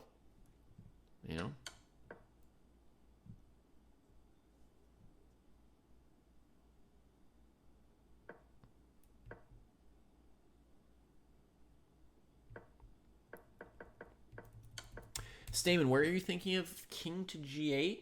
You're thinking of bringing the king back for black somewhere here? I'm not sure where that would be.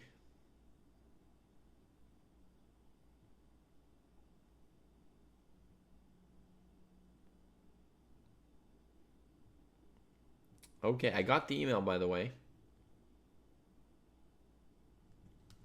Got the email.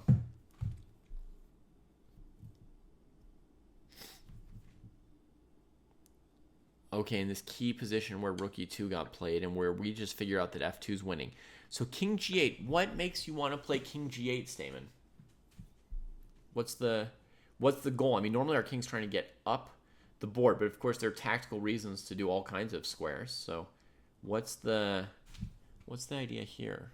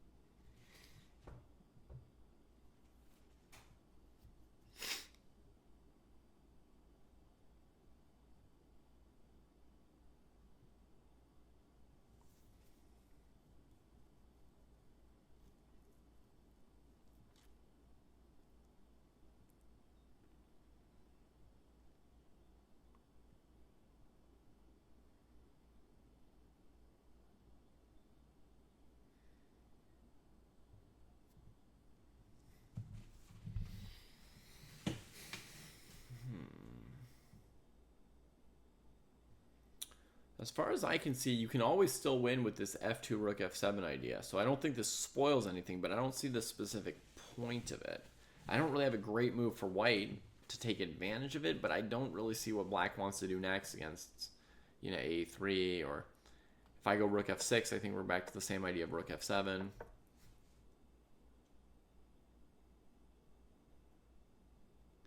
You had a similar idea to eventually do this rook f7 move.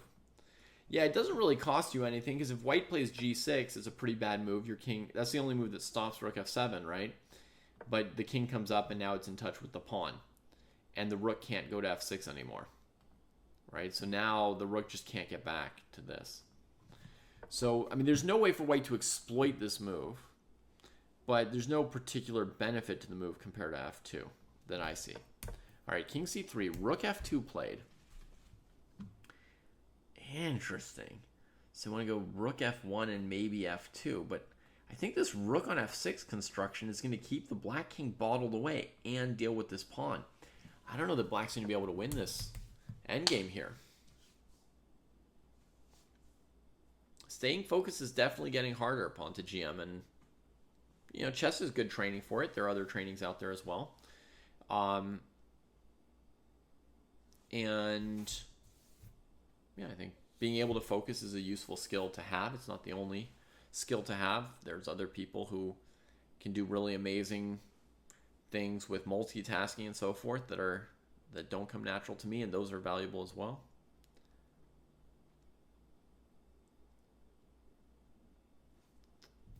F1.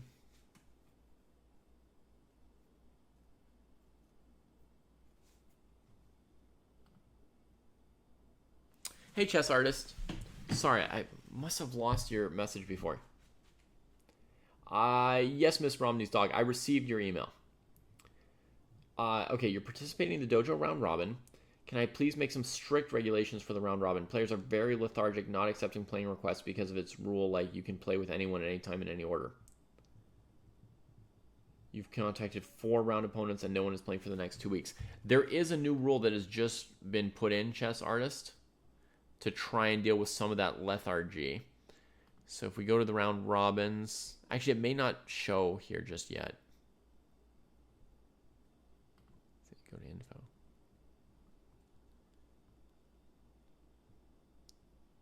Here it is. Here's the new text. Players who enter the tournament and complete 0 games will face a penalty of $15 regardless of subscription status, whether they're a training program member or not. They can't go into the tournaments and then not play. So that's the new piece, which will hopefully push things a little bit towards people completing things more.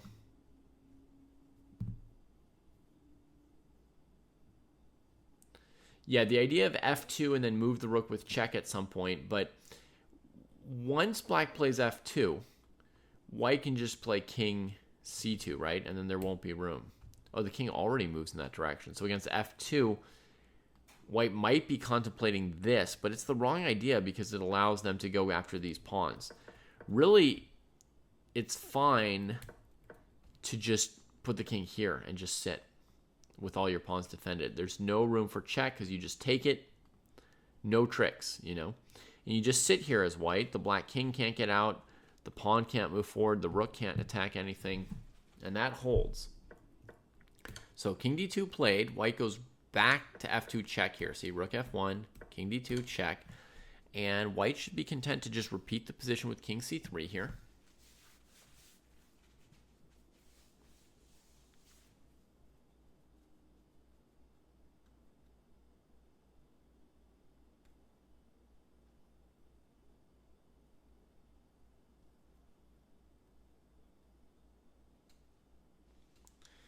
Yeah, I hear you, chess artist. Can we insist that people play in the pairing order?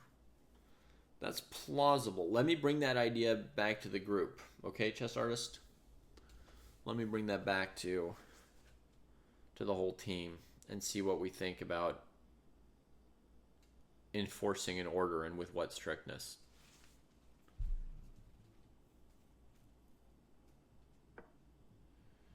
All right, king c3, correct move from white. Elliot, you want to see in the dojo, where does it show you your sort of grading, right? So this is a basic page. I don't know how good the screen capture is for this. It's probably not super complete.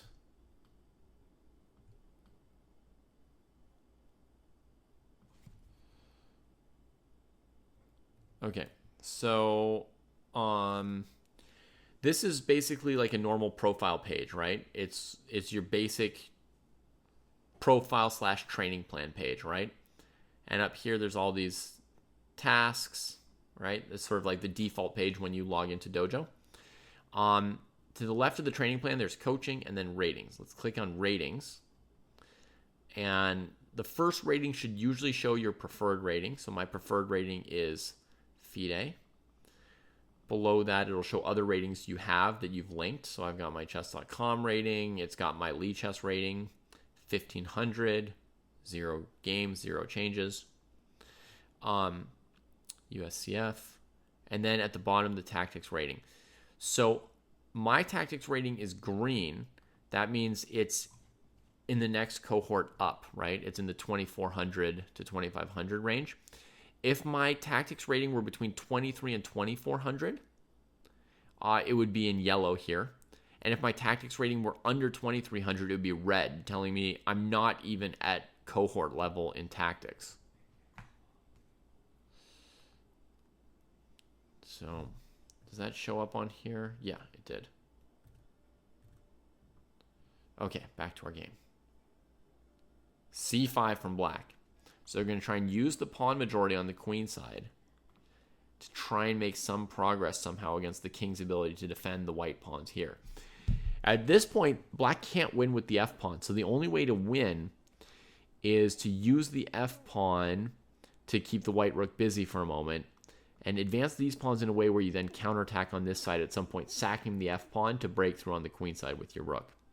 The king's not getting to the game, so this is like the only hope. It's not good enough to win, but it is what you have to try. You know, so hopefully that makes sense. Let me fix the view a little bit again.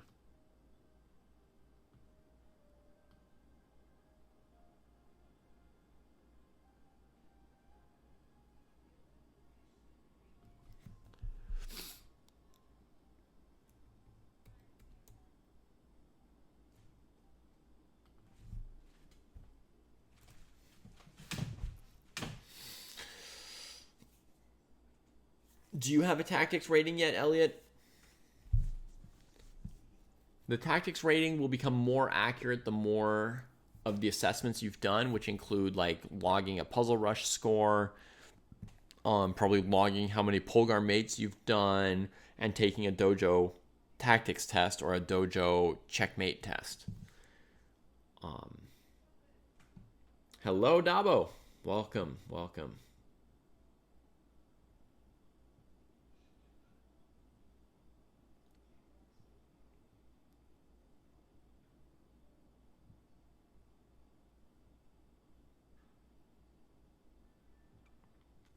This requires intricate defense from white, this idea of, mobbing with these pawns.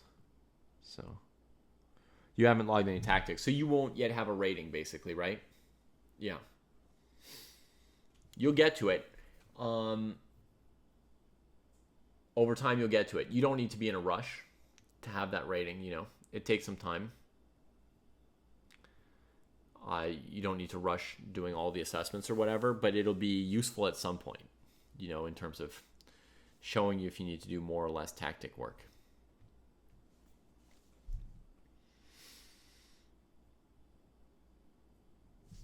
What fighting part, Dabo? I think the importance of the fighting part might vary a little bit by person, because people are going to have different personalities than Jesse. For some people, the fighting will be very important. For others, it'll be one element.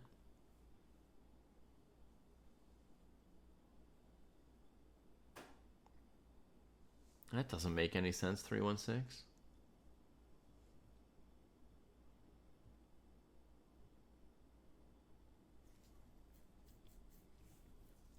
That That doesn't make any sense. You think it was an insane bug on chess.com? Or is it possible that you were logged out? Even if you're logged out, doesn't it normally just run your time till you come back? Or at least on your opponent's time? But there's some limit. It won't... If someone's logged out for a while, they won't wait forever.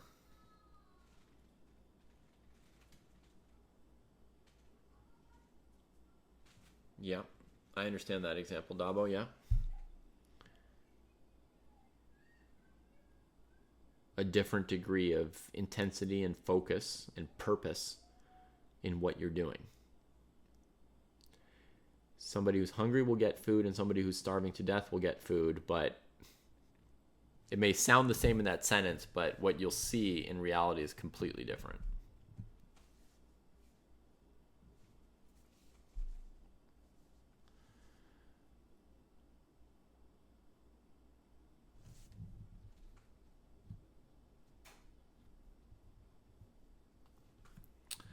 Good for Hermaz that they still had a little bit of time. They've both used time well throughout the game and had a little bit in reserve here. Now they have to figure out what to do if black plays b5, a5, b4 check, and start trying to push the king off of defending these pawns.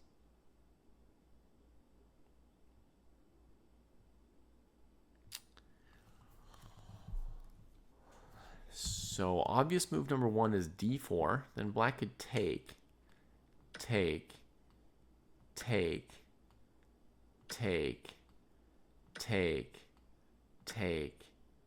king here.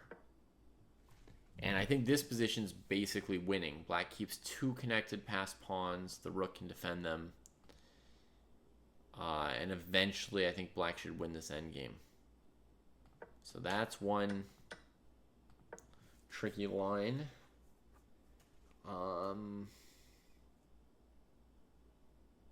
Play something like a4 to keep this pawn from advancing and get the pawn off of where this rook can take it. That has a good feeling to it. Instinctively, it definitely gives me the feel of like the right kind of move. All right, have a good rest, Random 1200, and you're very welcome. And we'll see you again in the future.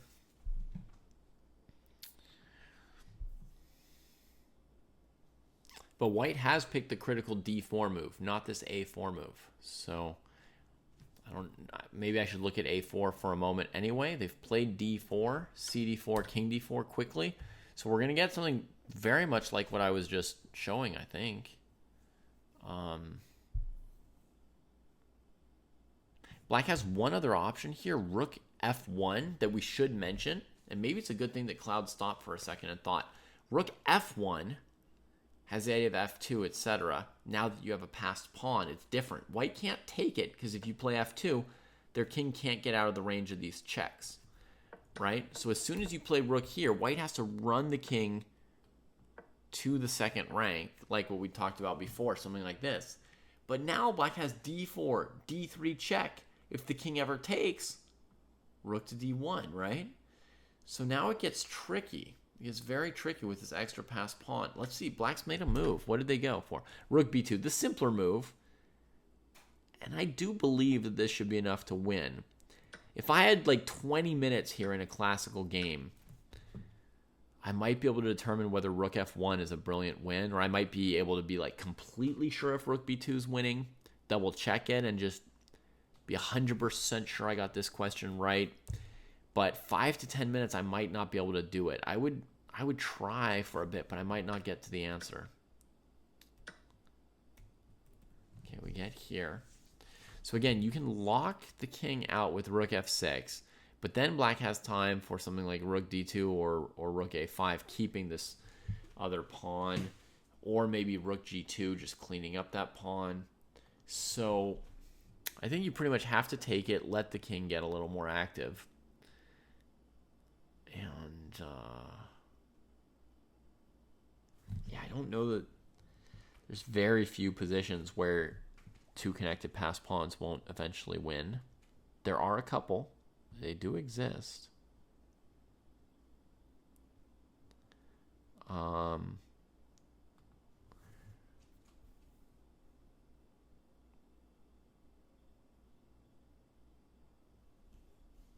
I could show you an example, I guess, just to prove that it exists. Like, let's go here, here, here, here, here, here. Now we're going to need an implausible move from black. If they bring the rook around to the wrong area,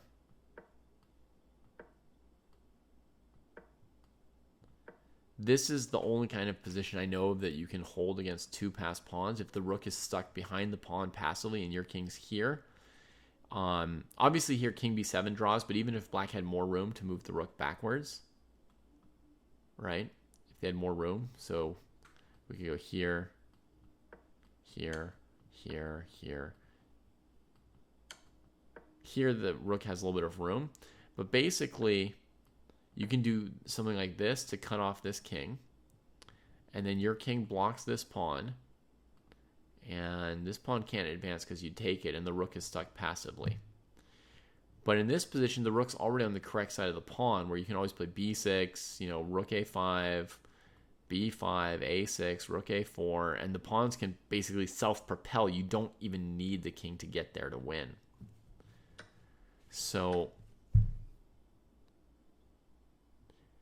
I do believe this position's a win, and this is why I thought that this was so tricky for white and that the move d4 would probably lose to exactly this. So here's a live position. Maybe we'll go grab another game for a moment.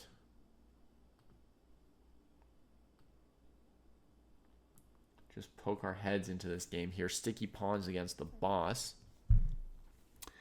Well, it looks like it's too late for the boss.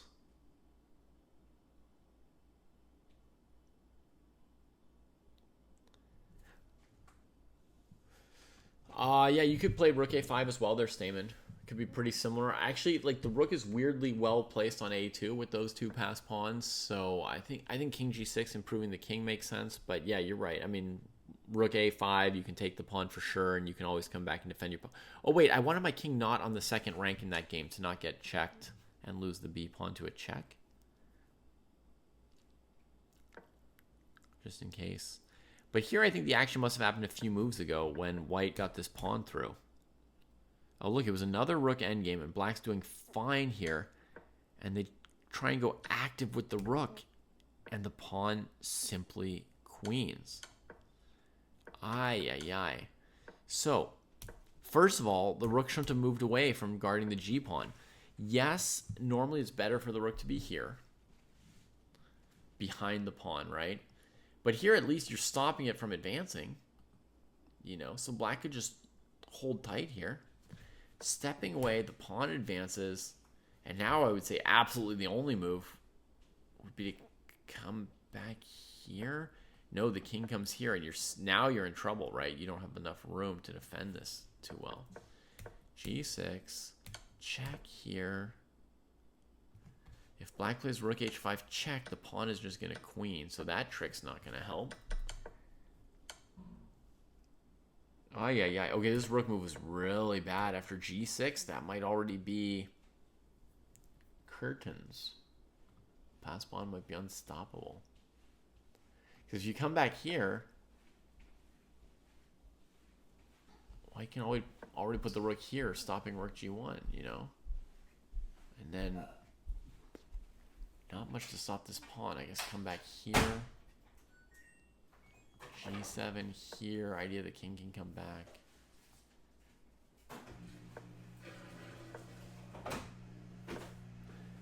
But all these rook and pawn endings, all these king and pawn endings are probably lost with the king way over here. Looks like white will collect all the pawns. So, yeah, let's get back to our main game.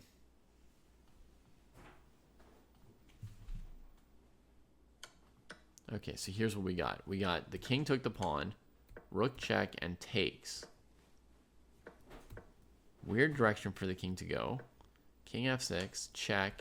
The king comes over. This is helpful for black. Oh my gosh, to be able to cross this file. So for white, this is bad technique, this king f4, letting the king escape, right? We're better off, playing a move like a rook f1 or king d4.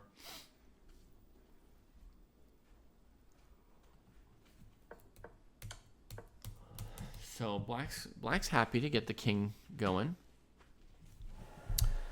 And Cloud should eventually win this endgame. It was very tricky and very close all the way through.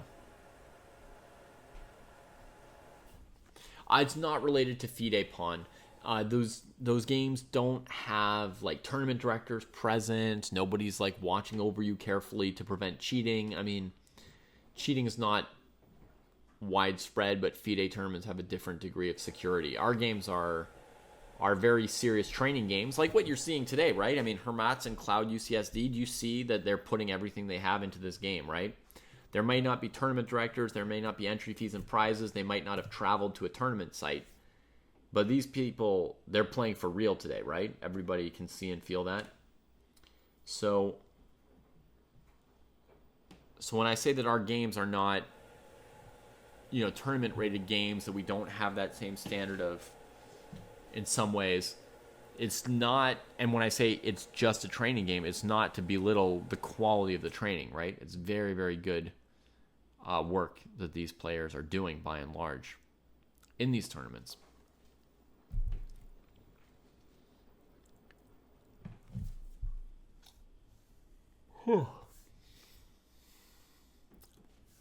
But yeah, FIDE-rated tournaments need a FIDE arbiter involved. They normally need to be played in person where they can be observed. So tournaments will probably come a little bit later for you if you've never played over the board yet.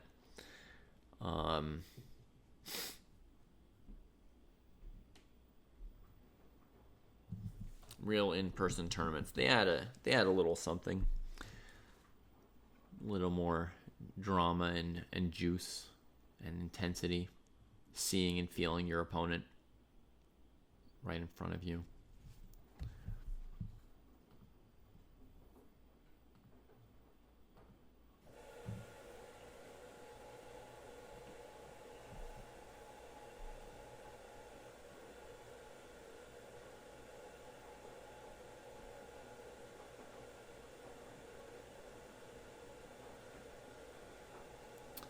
So, question of what to do next for black here. Probably walking the king towards the pawns. Another move I was considering was a5. I think is a perfectly reasonable move, advancing the pawns a little bit. Also, having some kind of crink in the pawns allows you to escape side checks. Like if the king heads towards the pawns, if white starts checking you like this on f6 and f7 and stuff, it can be a little bit annoying. So just having the pawns not stuck like this will always mean your king can find somewhere to go. I guess even here you could walk your king to a6 eventually and then block a check with b6.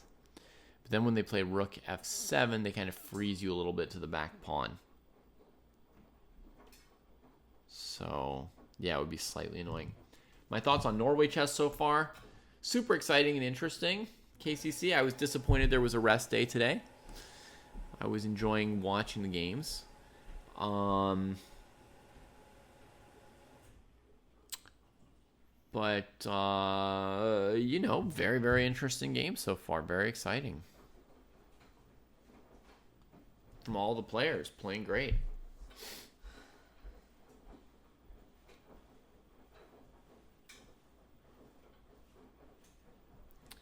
Yeah, to get a FIDE, you'll have to play in FIDE-rated tournaments, and, depending where you live, that's easier or harder to find. But whether or not a local tournament is FIDE-rated or just rated for your national chess federation, it's a very, very fun thing to go to a chess tournament. When you find the time and space and place to do it, you'll probably love it. These games that are be playing here at Alvin Cruz, they happen every week around this time. It's one regular opportunity to play chess on Chess Dojo. There's other opportunities too. Like some people before were talking about some of our tournaments, like the Round Robin or the Open Classical. These are other chances to play games on Chess Dojo. But this is more of a drop-in event. It's not, you don't have to play every week to play on Friday night. You just come play one game when you want to.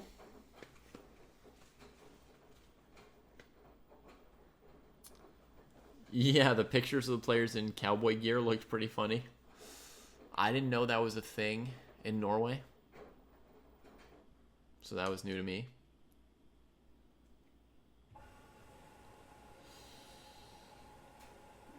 KCC, I'm live broadcasting coverage of the Friday night fights right now, and I do it every week around this time with very few exceptions, you know.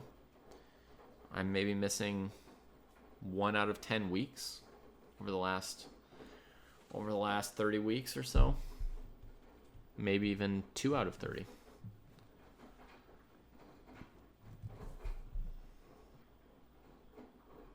So I'm planning to cover this again next Friday. Same dojo time, same dojo channel.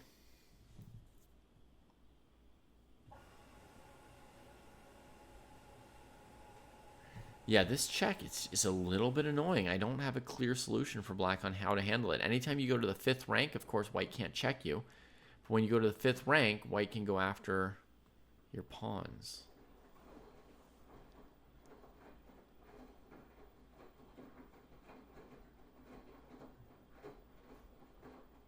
Oh, coverage of top chess tournaments. I see. You want to see our coverage of some of the top chess players, not just normal players like we get on Friday nights. We don't actually have a coverage of any other live tournament planned right now, KCC. Jesse pretty much only cares about the World Championship and the Candidates Tournament. So he's not into doing too much else, but he looked at a little bit of Norway chess with me this past week, KCC. He looked at Norway chess maybe two days this week. So I think Jesse and I might cover some more Norway chess next week, but it won't be full coverage. You know, we're not like committed to start of the round to the end of the round, every round kind of deal. And we won't be covering the weekend rounds just because Jesse and I have kids. So when they're not in school, you know.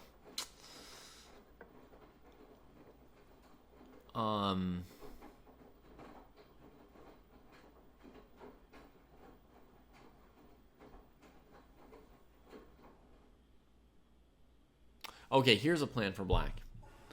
If rook here, king here defending it, right? Rook check, and now king a5. I'm not going to play b6 because I hate the feeling of this. This frozen feeling feels kind of ugh to me. Although it actually doesn't matter. You just play b5. Then your king can go here. If they ever check you, your king can go to a5. You can get this pawn going again. This is fine. This is fine for black. But I was going to... Okay. What I was going to do was I was going to play king a5 now. And then if rook here, just play rook here. Defend the pawn like that. And now, how do you like my king? That's a good position for my king, right? The rook anchors this pawn, and this guy goes.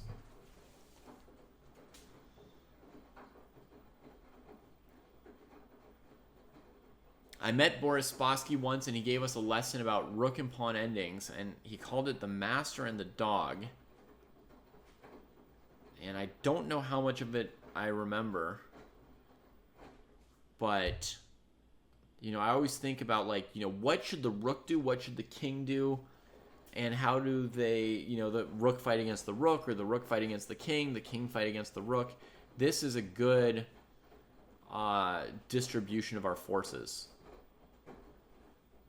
This is like a winning setup once you see this.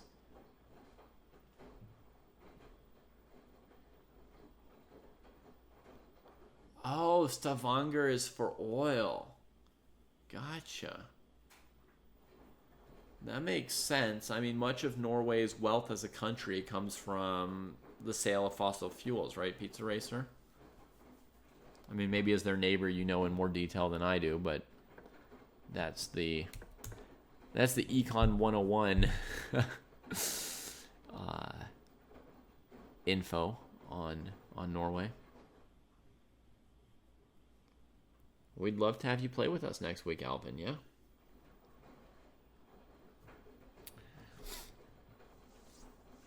KCC, who are your favorite players to watch? Since you're asking me about the live broadcasting coverage, I'm sure there's somebody you like watching. Oil is what has made Norway rich. Not an answer that Norway can be particularly proud of, but a real answer. Rook f7. King a6. Quickly. Played quickly. 3 minutes left for white. 6.5 for black. They've got a 30-second increment to keep them alive, but they have needed all their resources for this battle.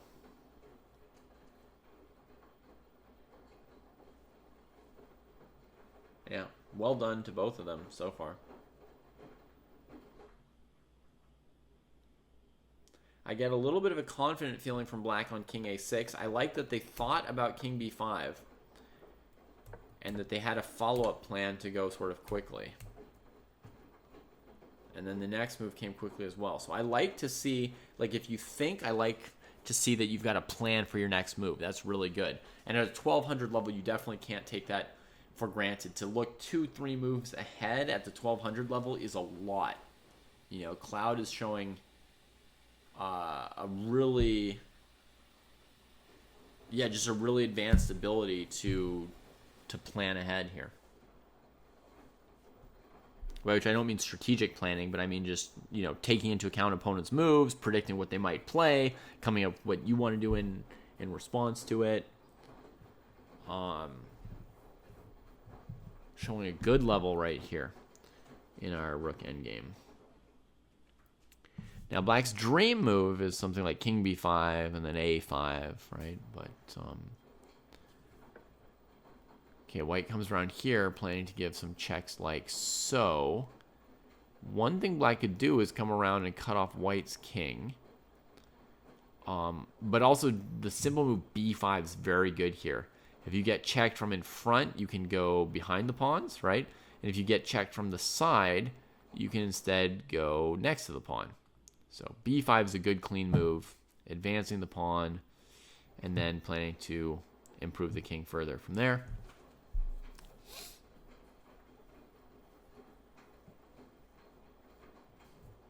Okay, rook c5, very reasonable as well, trying to keep that king away from the action. Yeah, Edward confirms. Back when they were 1200, they didn't plan, 3-move sequences like this.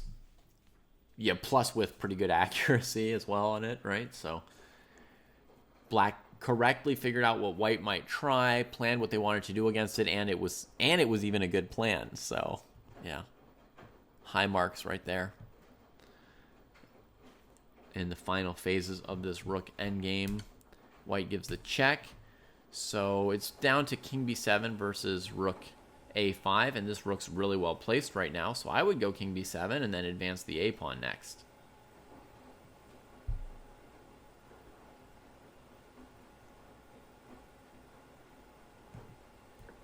King b7 gets played. Half a minute's thought, basically the increment, 35 seconds.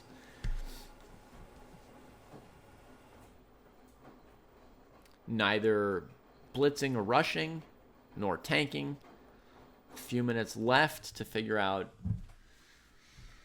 what they might need to figure out later or next. King d4. Rook's well protected. You can play a5. I could imagine like a hallucinating kind of tactic where you're like, the pawn's overworked, right? And when it takes, then this is a draw. But luckily the rook also defends the pawn. So if rook takes a5, you can take it with your rook. a5 played, excellent move.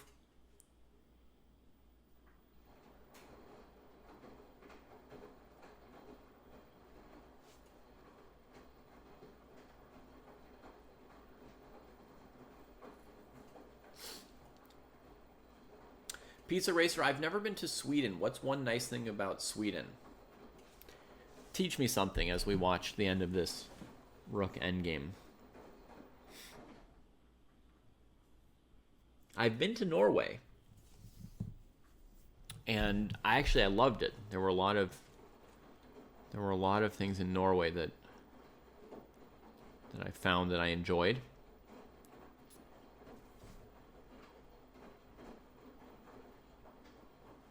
You know, big things like people being nice, and also small things could count. Like, for example, I like the kind of rice porridge that they eat for breakfast.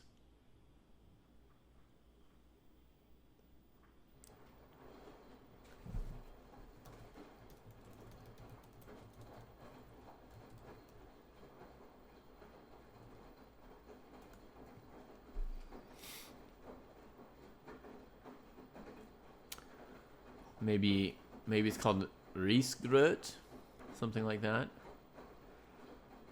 I did like that. There's lovely nature with mountains, and Stockholm has its archipelago. Nice. I do love nature. Islands and mountains both sound fun. Or attractive to me. Rook A4. All right. So now black has to figure out, how to advance the next rank. It's one thing to know your position's winning. It's another thing to win your position, right? You also like it? Yeah. I figure it's probably something that other Scandinavian countries eat as well as the Norwegians.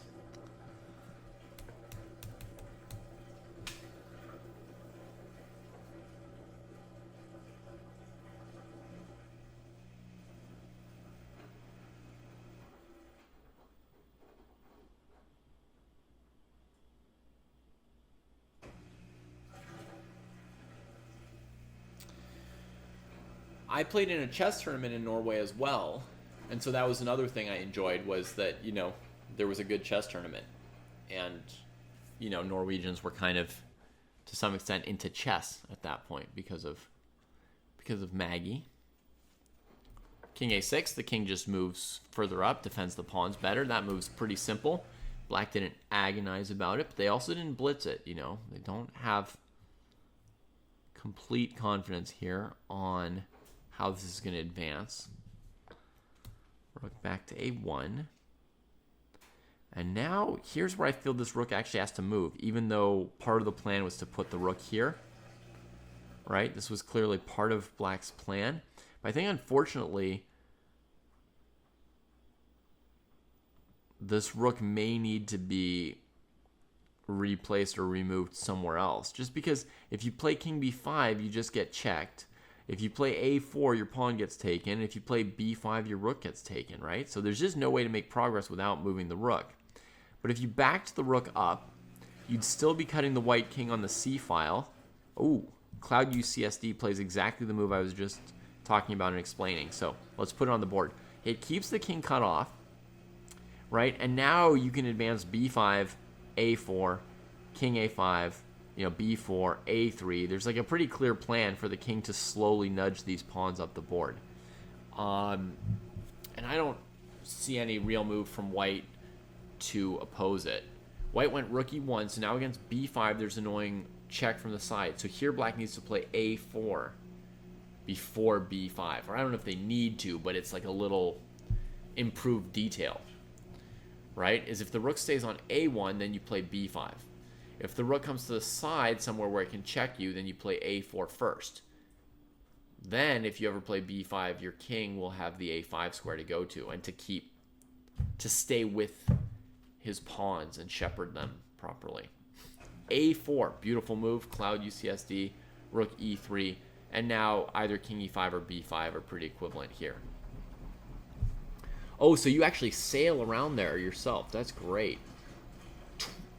At first I read that as 2,000 islands, and now I see you said 20,000 islands. That's incredible. I'm not a sailor myself.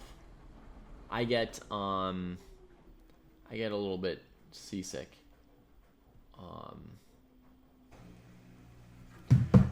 But if I didn't get seasick, I do love the water. I love the view of like little islands. When I played that one chess tournament in Norway. After the tournament was over, I went to the Lofoten Islands. I don't know how to pronounce anything in Norwegian, obviously, but I went to the Lofoten Islands, which was absolutely incredible experience. And then last year when I was living in France, it was in a coastal town, and there were a few islands off the coast, and we took a ferry out to those islands one day, and it's just absolutely beautiful, except occasionally feeling like kind of sick. And sometimes I just have to, close my eyes and wait for it to be over. But when I'm feeling well enough, I can certainly enjoy all the views. Yeah, Lofoten was just incredible. Really, really beautiful. Really isolated and quiet.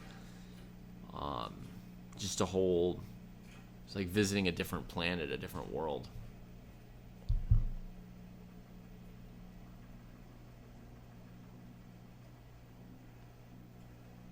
Scan the Navy.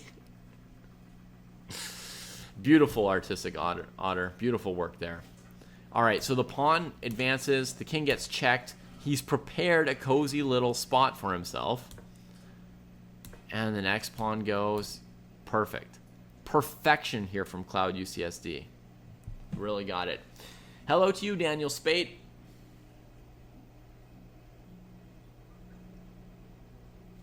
With best wishes from the dojo. Hoping that things are going great for you.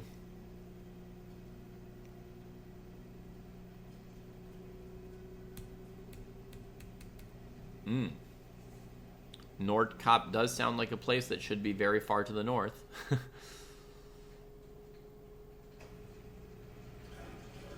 Would you visit that place by boat or by land, Pizza Racer? When you go there. All right, so now the rook wants to harass the kingy from behind. So like a2 rook check would be a blunder, losing the pawn along the a file. So we can't just push the pawn. We can't just ignore white. We could play king b6, taking away space from the rook behind us. But my instinct would be to stay near my pawns if at all possible. So this is where I would want to play a move like king b4, defending the pawn and planning to play, king b3 and so forth, like that, to keep pushing it forward. Are all the viewers playing? No, lots of them are viewing. Some of them are playing, some of them are viewing. But if you would like to play, here's a link.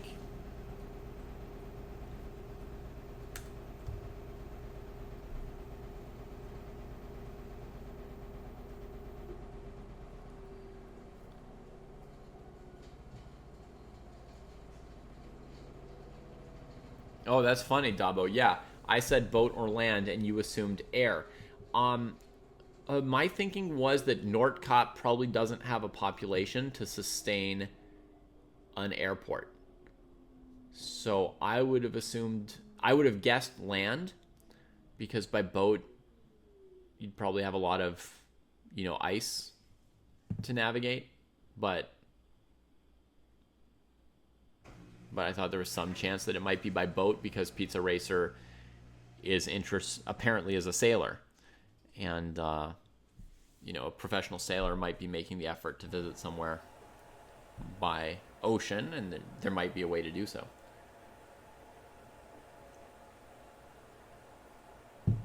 Oh, a train would be nice. I mean, I always love trains.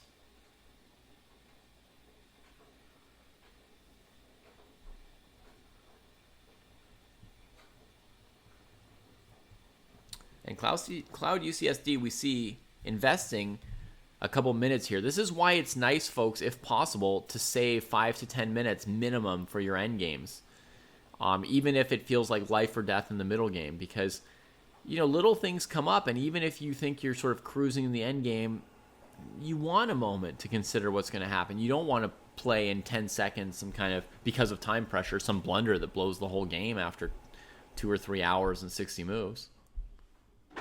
Yes, Alvin, if you're looking to play a game, you should, well, at least if you're still waiting for a game, you can watch the stream. But the moment a game of yours starts and you're playing, e4, d4, or knight f3, not to give you too many tips or too many hints already, but the moment your game starts, you want to mute or close the stream so that you don't risk me clicking onto your game and then saying something about your game, because I will be switching to 1600 plus games any minute now, right? This game's going to be done in maybe 4 or 5 minutes, and then I'm going to switch to a new game from the 1600 plus section, and maybe I'll watch a couple. We'll see what game grabs me. Rook c4 check. So this envisions maybe putting the rook here to help queen the pawn.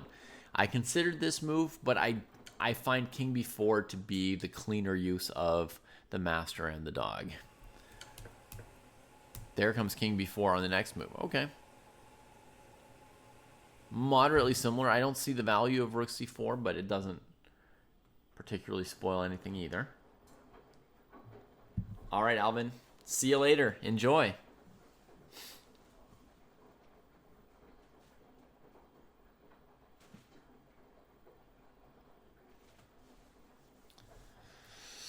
Hermatz, by the way, has been forced to play basically this whole endgame off of the increment. They had about a minute in this final phase when we got here. Or maybe 2 or 3 to Cloud USD's 10 or so when we got to this final rook and 2 pawns against rook. And they've provided stiff resistance and managed to not quite flag, but also not just sort of like blitz along like they don't care and build up time. I think they're doing a good job of using the time resources that they had in this endgame. Pizza Racer, I don't know how to allow people to post links on Twitch. Moobot is going to block your link or mute you or something, even though I wouldn't care. Yeah. If you whisper it to me, then I can post it. So if you click on my name and then you click whisper, then you should be able to send it to me. I'm sure it's possible artistic order. I don't know how to do it. If you want to tech support me, you can.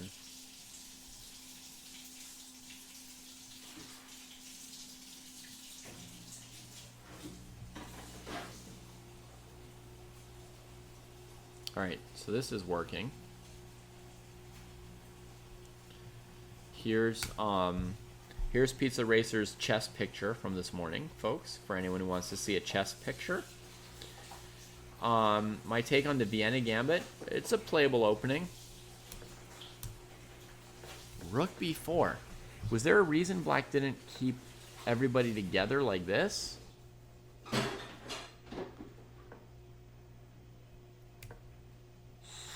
Slightly odd, but probably, this plan still looks pretty unstoppable. Just unusual. Normal order would be, you keep your pawns together, you keep your king in the pocket, and rook out on the side, cutting off the opponent's king. It feels like all perfection there.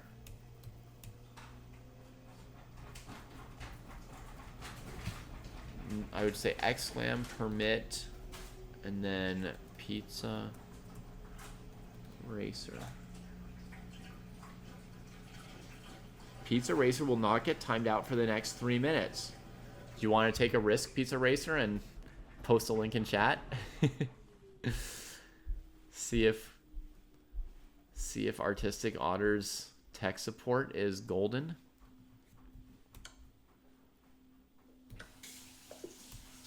All right, and that's the game.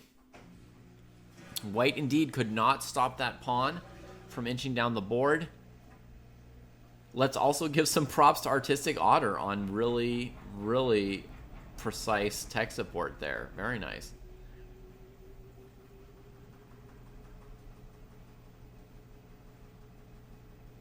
Yeah, it has the advantage of getting your opponent out of prep immediately, and it's totally playable, Dabo. So, yeah, you can do that. All right. Congrats to Cloud UCSD and Hermatz on entertaining us. Wow, for 2.5 hours. Those players really went at it. Woo! All right. Now, let's see if there's any 1600s playing slower than them. Normally there should be, right? Normally there should be. because they've got 90-30, so they've got more time on the clock. They should be able to go even a little bit deeper. Let's see. Oh my god, look at this brutality here immediately between Mouse Slip and the Storms. This was the King's Gambit, folks. This was the King's Gambit that we flagged in the very beginning. Bishop f4, Queen e7, Knight c3, supporting the pawn extra in case this knight gets called to some duty like getting sacrificed, and threatening probably Knight d5. So c6, black pays tribute of a tempo and takes the best square from this knight. Now you can just castle and the game's over. White chooses Queen d2 instead, though, looking to get the king even further away and have an even more killer crusher position. To me, that looks a little unnecessary. I think get the king out of the way as soon as possible, because their queen and king are in this file too, so all kinds of e5 and d5 moves light up for white. I have a strong instinct to content myself with castling kingside here. I'm like certain it would be winning for white. But we got Queen d2. Black lashes out on the side with b5.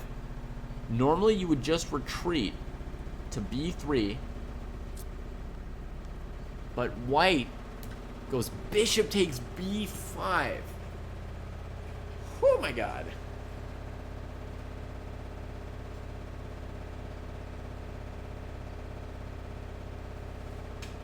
All right. So if black took, white was either going to play knight d5 or knight b5. They both look pretty impactful. I mean, after this move, for example, I don't see any move that keeps the knight out of d6. Black can maybe castle and instead allow bishop d6, bishop f8. It doesn't look completely obviously clear-cut. Is knight d5 even more crushing? It's not obvious to me either. But 21 minutes, by the way, from white on this huge move. Black did not take it, brought the knight into the center, attacking d4 now that white's not threatening f7. So now bishop c4 would be the most obvious move, saying get back. But we get another thunderous move, knight d5. Queen moves away, takes the knight, takes the bishop. Now this knight is hanging to the queen. Kavutskiy. King has to choose, and king f8, bishop d6 looks like no choice at all. Although there's some chance that it could get us a smothered mate. Oh, it's just disgusting. It's not even a smothered mate properly. It's just disgusting. We're not going to look at king f8, bishop d6 on our board. It's too foul. The king goes this way. f6, leaving the knight hanging after 30 minutes, folks. That's how critical Storms thinks this opening phase is here. We're at move 15. They've used 75 minutes. Jesse would be chastising Storms for, a low clock rating because they thought too long. But Jesse himself, when he invented the aggressive repertoire, said that in the aggressive repertoire, which this is not, but he acknowledged the concept that in certain positions, certain openings, certain repertoires, critical decisions come up sooner than in others. And here, it looks like an example of a very, very critical moment and critical move, so we can understand spending more time here than you would in other positions. And in fact, this move here, f6, may even be implying a queen sack, right? So Jesse might give this a low clock rating, but Dabo and I would say this is good usage of time, because if white crushes black, like if they checkmate black or win a piece and queen a pawn, 13 minutes plus a 30-second increment will be fine. But if they made this decision f6 in 5 minutes instead of 30 and miscalculated some line after rook e8 where they're sacking their queen, that would not be fine, right? Here I think you would take like this, takes, and then maybe even come back with this knight. Just trying to queen, I didn't even sack on e8. I didn't want to bring the king closer to this pawn. I mean, there's just no piece on the king side. Is this just sound for white? No way to stop the pawn, right? Completely unstoppable. Not because white's got a million pieces supporting it or controls the squares in front of it. Just literally every black piece is on the other side of the board. And most of them are not developed as well, right? They're on the other side of the board and they're not developed, so they can't even clear the back rank or move. You know, if this knight were on c6, you might have a move like knight e7. They're just all terrible. So f6. I don't recommend rook e8. Another candidate move is going to be queen d5, pawn g7, which obviously looks somewhat risky, but also plausible, right? Queen takes, pawn takes, rook g8. What is white doing about this? I'm not sure. But let's calculate something, folks. Let's keep the juice coming. Bishop takes d6 with the idea of queen e7 mate in 1. If queen d6, I want knight f7, knight takes queen. So we just introduce a threat Aruski, maybe knight c6 to cover the threat. And then maybe we keep our pawn. It's not everything. It's not the end all and be all of winning at chess. But it might be enough here. Right? It's hard to imagine black coming out of this not losing material eventually. Material's basically equal right now. White hasn't sacked anything to get here. If black takes on d4, you know, rook d1 or castle's queenside should win on the d file. There may be something better, but this should win, right, Dabo? There might be something better than this, but this looks like you've got the recipe for a win.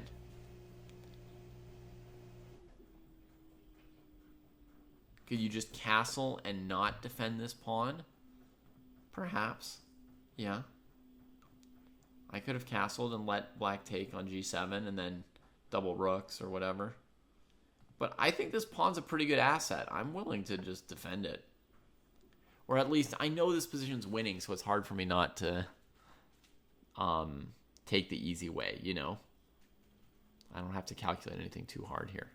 I calculated queen d4, rook d1. And I calculated knight d4, castle's queenside. And then, you know, rook takes pawn, bishop takes rook. And then I was, like, done calculating. You know? I'm sorry. As I said earlier, everybody wants things to be...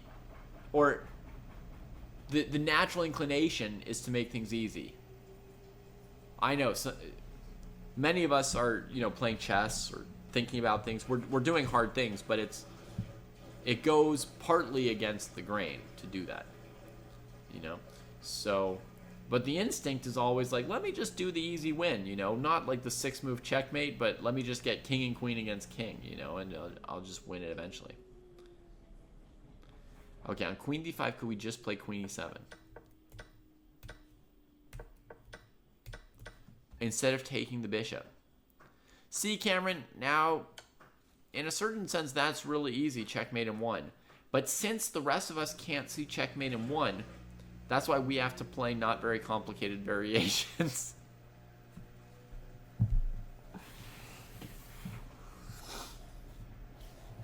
It's a very specific humiliation. When I miss mate in 1s, it comes up a few times a year. You gotta be ready for it.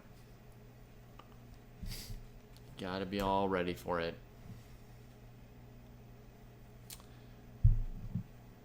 You want to go back and see that bishop b5 sack, Elliot? I'm really unconvinced about it. I don't know what was going on with it. Do you guys think black has any good move here? I mean, we've looked at queen d5 loses, rook e8 loses. I assume bishop takes pawn, knight takes loses because white's up a piece, in addition to the fact that we like white's position. Technically, the bishop could retreat here. And then I'm inclined to defend my knight. Maybe I'm missing a mate in 1 again, but I'm inclined to defend my knight. I know you guys want me to do something sexier for white here. I do hate to disappoint.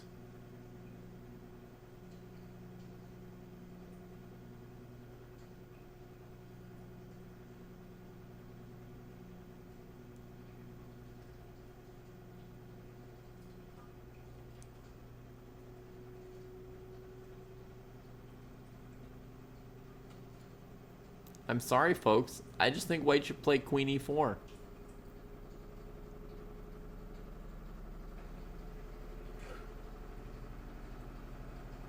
Knight e7. That's a nice move, Dabo. There we go. Dabo's got a move for you. Knight e7. Excellent, Daniel. Have fun. This interferes along here, so when black takes, Dabo's not intending to recapture immediately, though there's nothing terrible about recapturing, but he wants to take here with check first. And then if the king comes this way, knight d6 will be particularly gory. So you probably see like king here, and that interferes with the queen. Oh my god. Very nice, Dabo. Okay, so you're saying bishop e6 would stop knight f7, and that's what we could expect here. But from white's perspective, many good moves after bishop e6, right? You could play knight e6 check, pawn takes, queen takes. Right? Perfectly good position for white, but you might say, oh, black's, you know, limping along here, right? We'll note that black is down 2 pawns with no piece developed and no counter threat here. I guess only 1 pawn because we can't take. So black's down a pawn for nothing here. So of course white's pretty much winning with black having nothing developed and being down a pawn. But if you don't like that as white, you could lead with bishop d6 first, establishing your outpost on e7 and saying that, you know, you can always play knight e6 next move. So yeah, this is completely winning. And this position here, this is truly very like easily winning because you got rook here, king's got to stay on the pawn. You've got bishop g5, rook f7. You know, you've got the idea of d5 trapping the knight back here. There's just too much initiative for white. It's more than +2. A computer nowadays will give this plus 3.5 or something. In the old days, a computer would give this plus 2.2 or something. But it is a great position. So we don't really see any real defense to f6 so far for black in all the lines we're scanning. I hope you can hear me somewhat over the sound of my washing machine. It was not our plan to do laundry all day, but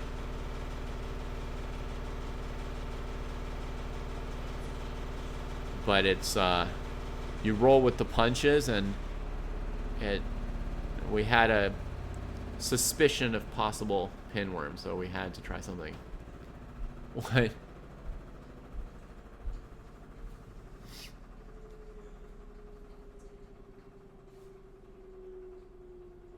Je te comprends pas. No. No. No. All right. So Mouselip is thinking really hard. Let's grab a second game while we're at it here.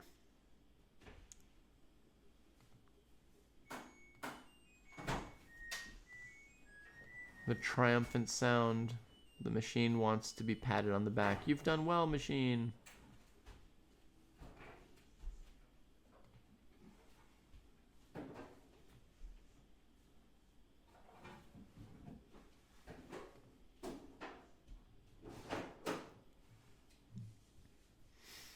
Okay, so this game is just beginning. This is Alvin's game. It looks like a King's Indian defense. Yeah, still looks like a King's Indian defense. King's Indian defense.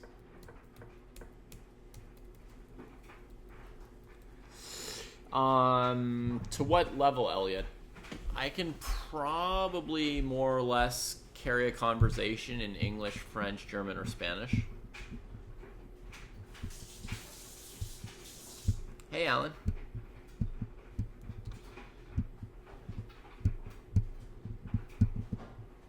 My partner's running some laundry during the show today. Many thanks to her. Merci beaucoup.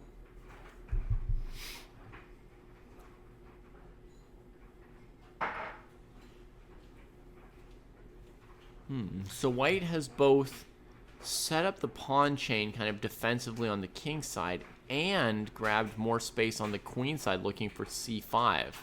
So 316 is looking to really grab a lot of the board here with the pawns.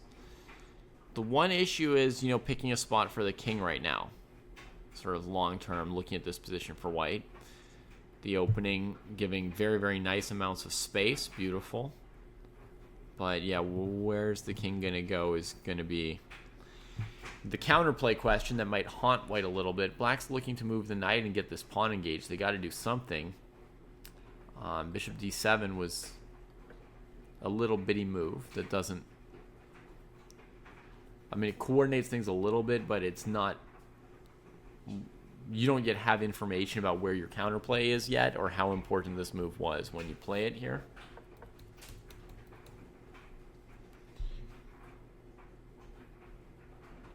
Salmon pudding.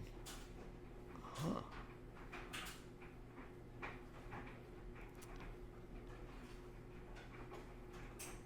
I don't know what salmon pudding is.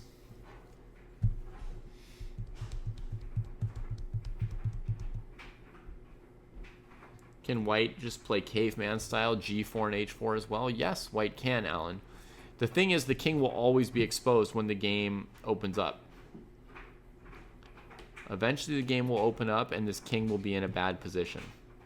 Maybe white will have better minor pieces because they've got more space, right? But there will always be counter shots against this king. Because to actually win a game, you always have to eventually open it up, or almost always, right? And when the time comes to open up the game to try and press your advantage somewhere on the opponent, there will be a moment where the game kind of explodes and gets out of control and they can, you know, sack a piece and go after your king. It's pretty much guaranteed there will be those chances. So knight e8 played by Alvin, and next move should be f5. That looks telegraphed and correct. And, you know, g4 and h4 is not going to stop black from playing f5, right? So it's pretty intricate how these positions work. You know, I don't know all the versions of when do you play g5 or when do you trade, when is it good or bad, but I know you would go for this f5 thing.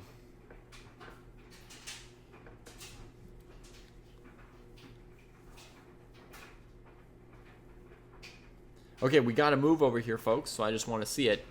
White spent 30.5 minutes on f6. Black outdid them with 33 minutes and 50 seconds to pick the answer h6. That said, the move seems to lose to pawn takes bishop, but I'm sure it's more complicated than that. Storms has thought for 5 minutes already about this h6 move. Salmon and potato in layers with strong cheese. Got it. So a little bit like a lasagna with potatoes instead of pastas. A layered baked thing, right?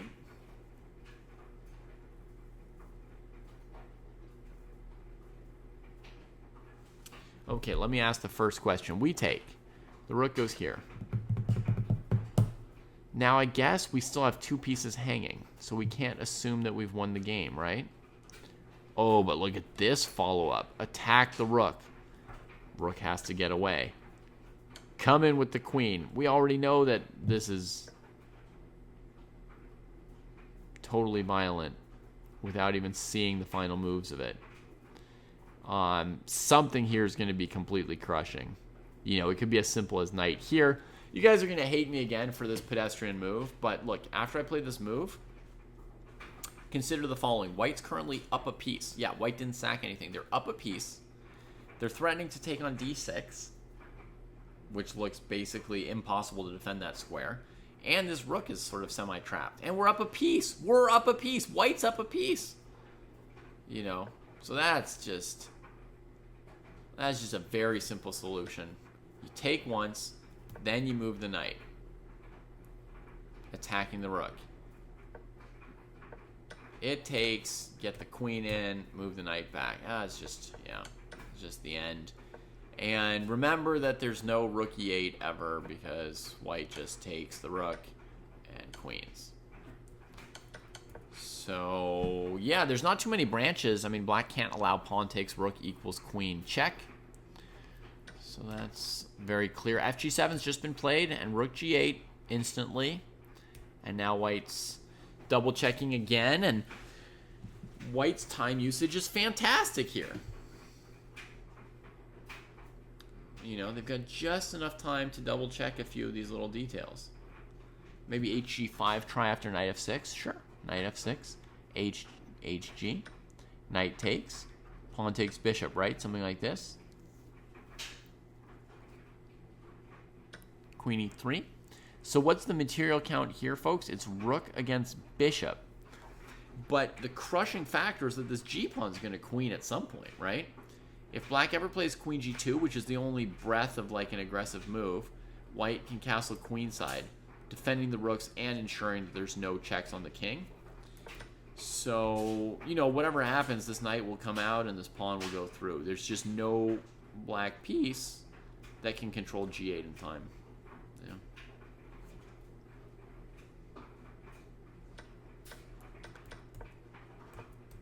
20 move calculation power, Caesar.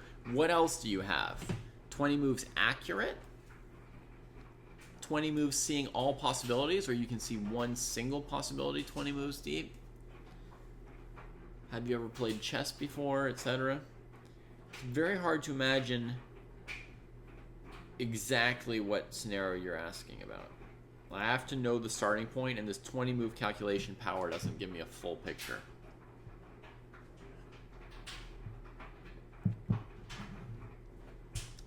Is that the only thing the person can do? Do they not even know? They can think 20 moves ahead in anything in life, but they don't even know how the pieces move. They don't know anything else. They don't know anything about chess. They just have this ability to calculate.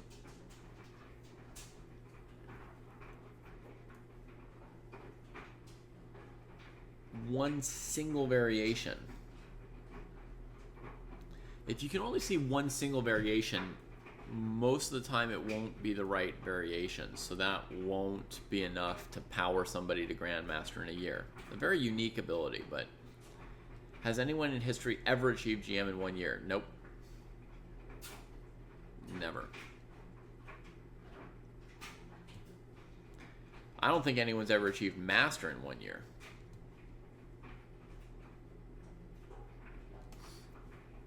A 10-year-old prodigy just broke the record for the youngest IM. They became an IM at age 10, which is incredible, but I think they've been a prodigy since they were 4 or 5.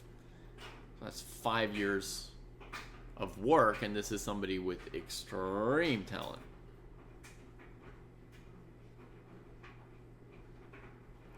Several people are reputed to have said that, Pizza Racer. Several people are reputed to have said that. I read an article by the chess historian Winter, Ed Winter maybe, about this topic, where he had several examples of people quoting it, and like the quote about it's better to have a bad strategy than no strategy at all.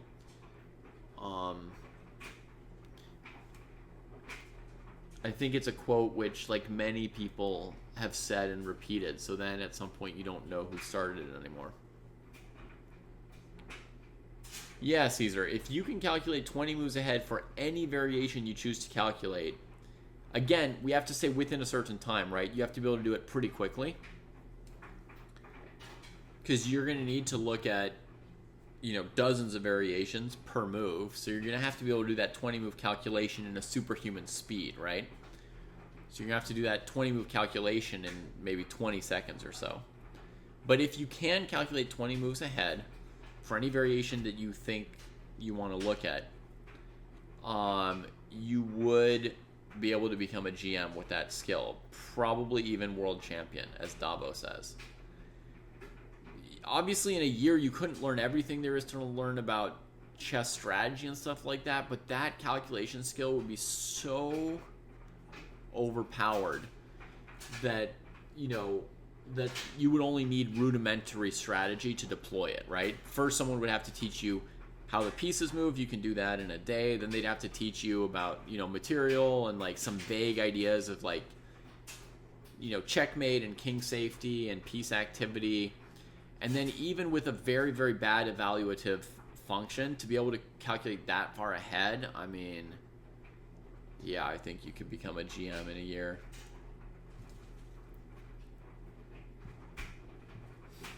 Calculation is in general the hardest part of chess. I would tend to agree.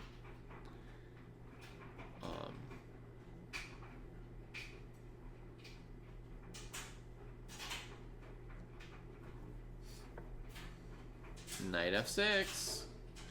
5 minutes out of 8 spent on this move. So now there's 3 minutes left for the storms.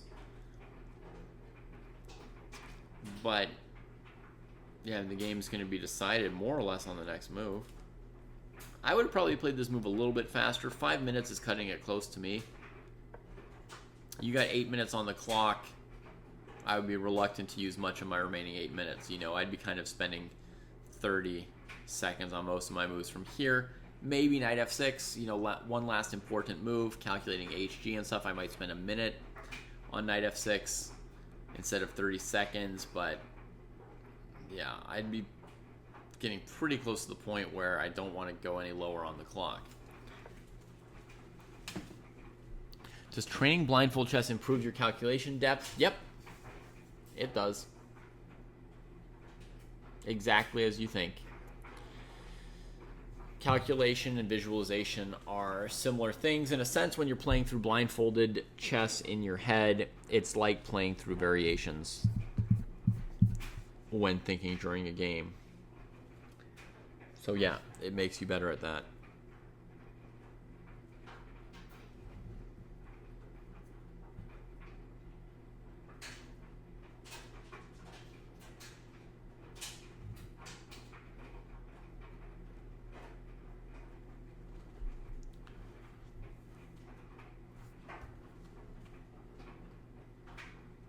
Mouse look kind of on death's door. We'll glance at the King's Indian again for a moment, folks. White castled, black played f5, trade. And so white answered the question about where to put the king and decided what to do about this pawn duo from black. There's space for the white pieces to still fight on both sides of the board. Evacuates the rook from this diagonal. White's looking pretty, to me, playing reasonably confidently, playing these moves at a fairly quick rate. Like they've got some idea of this setup and how they plan to handle the middle game. H6. So you can drop back, drop back.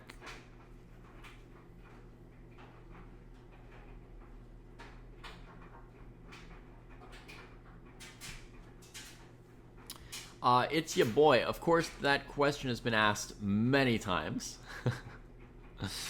What's your rating and what's your level right now? Do you look at an empty board training blindfold? That makes it a lot easier, but maybe cheating. So basically, Alan, I mean, you can.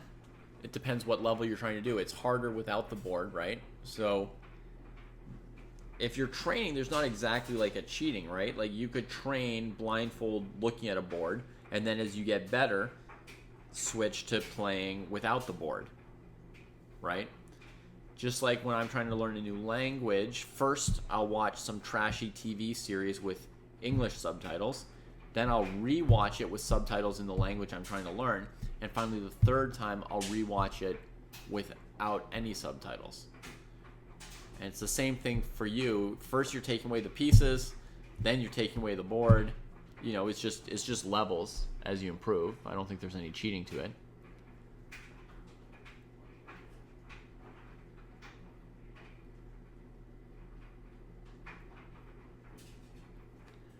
All right, 1740 in rapid, 1550 in blitz, 1600 in bullet. Right. So you're at kind of like a medium level where you probably know most of all the basic like 1 and 2 move tactical patterns, you know, all the basic forks and skewers and, you know, bishop takes f7, check, king takes f7, knight g5, opening up a queen to attack a bishop on g4 that's hanging. You probably have a pretty good vocabulary of the basic patterns. And what you need to solve now are positions that take you, you know, 4 or 5 minutes to solve. Some slightly harder puzzles. And so one of the most basic way that you're going to improve your calculation ability, it's your boy, is by solving puzzles that take you 4 or 5 minutes-ish to solve. You know, more advanced tactics that are 3 and 4 moves deep, that include more than one pattern. you know, where a pattern sometimes doesn't work and you have to find a different approach or a different move order, stuff like that. So that's the basic thing you're going to need to do next. Pretty much not, Caesar. Engine moves. I mean, you can find some, but you can't reliably find them. Some of them will be logical, and others will be based on calculation, and your instinct will not tell you those.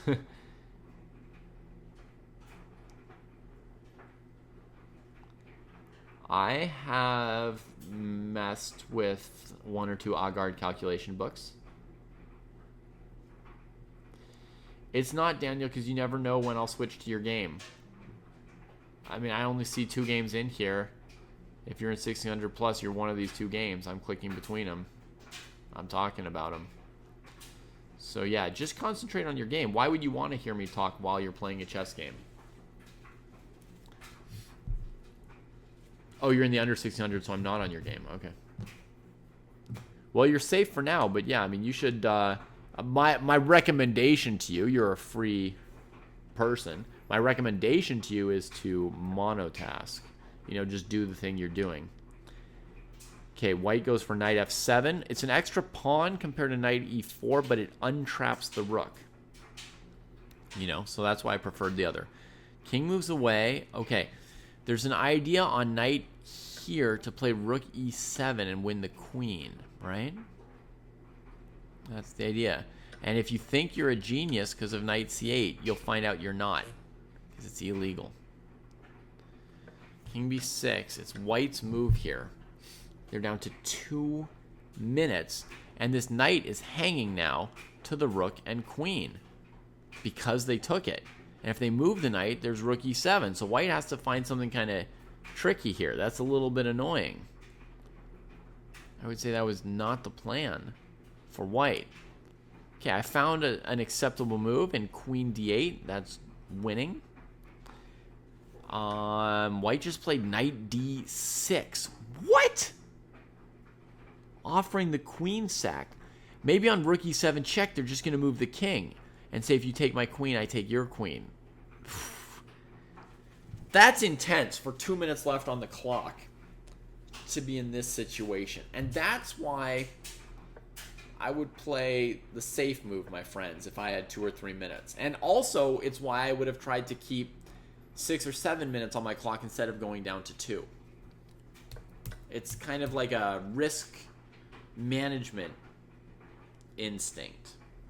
It may seem lame, it may seem wimpy, but you'll find that, you know, most good players have bravery at times and wimpiness at times, because there are times where being wimpy or brave pays off. You know, just, yeah. That's just how it is. They each have their chances, you know. They each have their moments where they are useful, and that risk management is partly instinctive.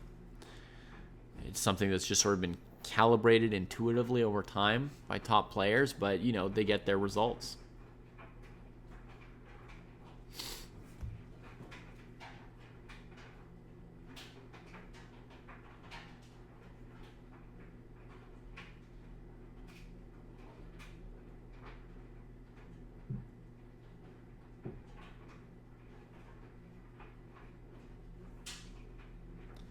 Okay, Caesar, your idea is to slowly reduce your calculation and see how you can replace your calculation with logic or something else.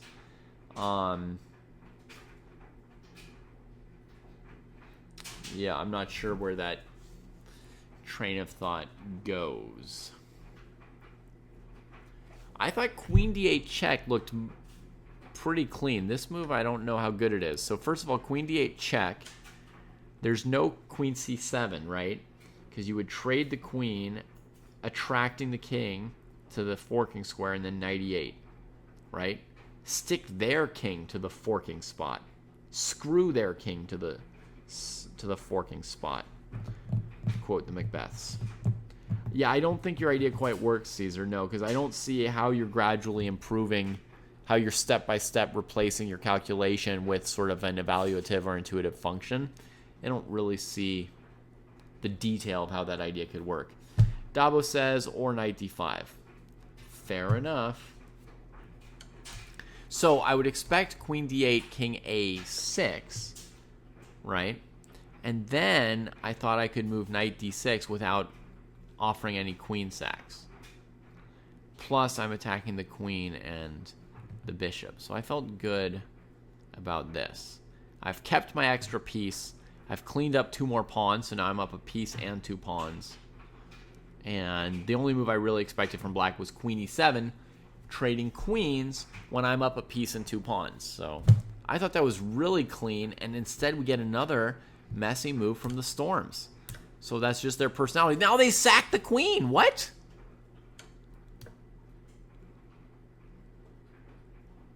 This is extremely impractical choice from the Storms. Even here after rook e7, I thought their point would be to just move the king, right? And then if you take the queen, you take the queen? And white's still up a piece? Probably? It's not only impractical, Alan, it's a blunder, maybe? I mean, the idea is now you're threatening knight c8 and knight d5, but any bishop move would stop those things, probably. Okay, here's an insane winning tactic for white, but did Storms calculate this? I'm sorry. I find it hard to believe.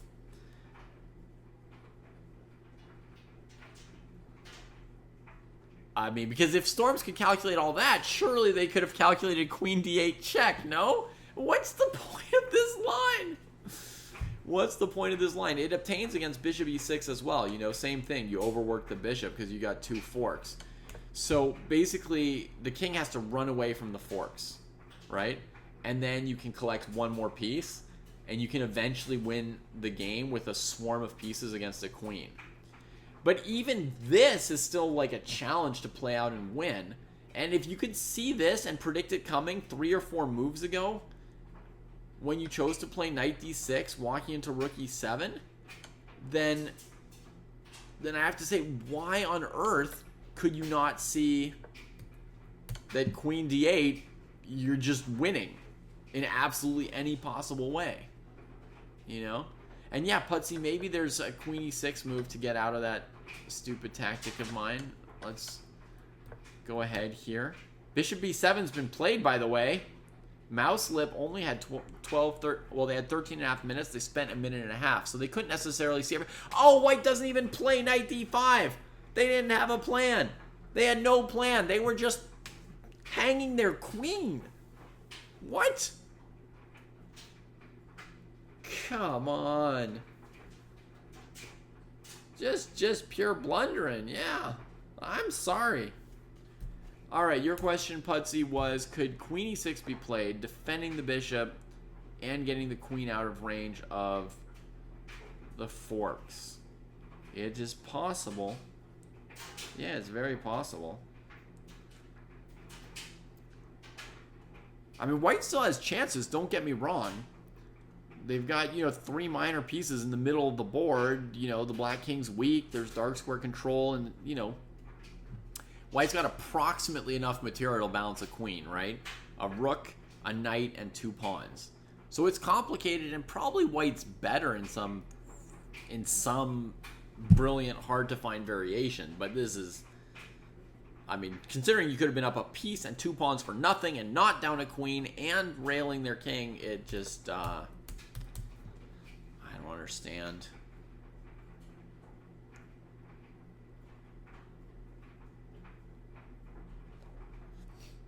So now suddenly the time management is going to be a problem for white, but it wouldn't have been a problem for white if they could have just not hung their queen, which I thought was doable. But I do see the road that led white down here. You know, first they went for knight f7 instead of knight e4 because knight f7 is like 1 extra pawn. Then after king b6, they got surprised by the whole, oh, rook and queen connecting on the 2nd rank, and they just couldn't find an answer.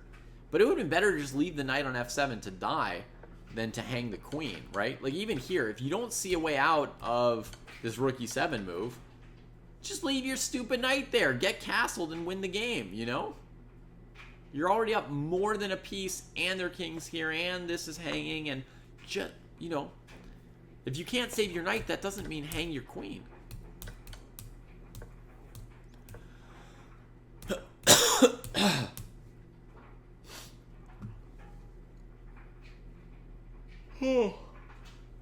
My fellow King's Gambiteer letting me down.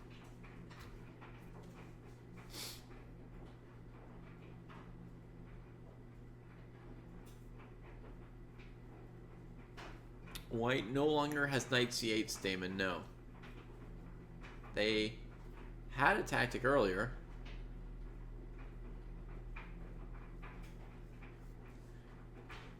Right here, they had knight to d5, check, attacking king and queen.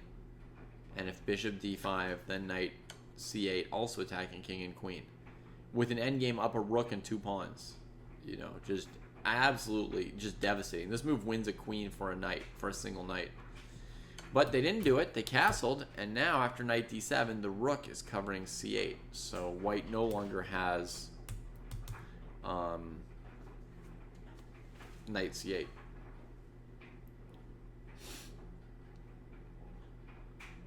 It's possible that white missed that queen e7 was check, right? I mentioned that was a possible hallucination.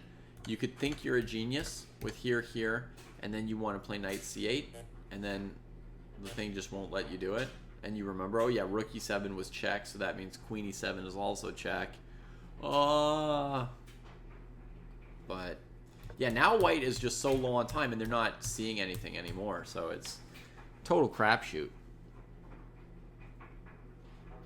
It's exactly the same. It's your boy knight c8 or knight d5. Either one wins a queen for a knight. So white's up by so much, I can't care which way you go. Is it positionally better to force the black bishop to c8? Probably, but it's hard to care, right? Because if you're an endgame up a rook and 2 pawns for nothing, and your opponent has no active pieces and no threats and basically nothing left on the board, does positional chess even exist anymore? You know, does it matter if one of their pieces is even on a slightly worse square beyond how, you know, the knight on b8, rook on a8, and they're down every thing?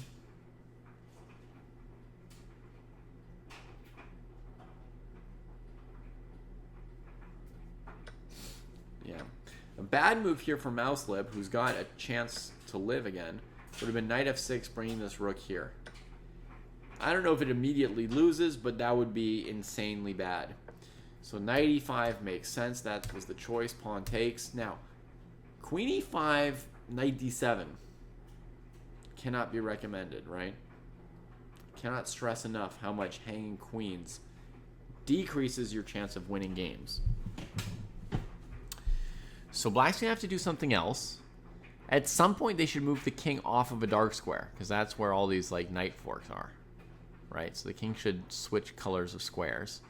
But for now, you could play something like bishop c6, blocking your king along this way, defending your pawn, getting the bishop out from under attack to remove some of white's tactics. Because in a position like this, like, let me just show you that this move might bother black, right? King takes, rook d7, queen takes, rook check. You can't back up because of your queen, so your king gets forced forward somewhere like this, right? Then next thing you know, knight d5 threatening b4 check. Your king can get mated out here. He certainly can. There's enough pieces on the board. So, so I would think, you know, maybe move the bishop. It covers our king a little bit better. It avoids having to calculate that knight thing.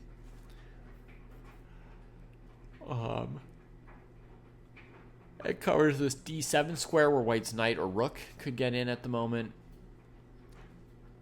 So that would be a suggestion. Black's got 7 minutes and 40 here. White's got 2 minutes. They each have the 30-second increment, and the position is extremely complicated. Definitely the black king is still a problem factor overall, and white's clock is going to be the other problem factor for white. It's kind of a battle between black's bad king position, making it practically difficult to play the black position, and white's bad time situation, making it practically difficult to play the complicated situation. The evaluation might be very close to equal, but obviously the position's got nothing solid or boring or even about it, right? Other than maybe the evaluation. Rook to d8. A little bit of a risky move, right? Because you go opposite this rook. Now your queen's got some responsibility here. And this piece is still in range of the knights. So, well, okay, it's like a plausible move. Maybe black wants to play queen e5 with the rook covering knight d7. And that could clean up the game if we remove these pieces support point, you know, or foundation or whatever.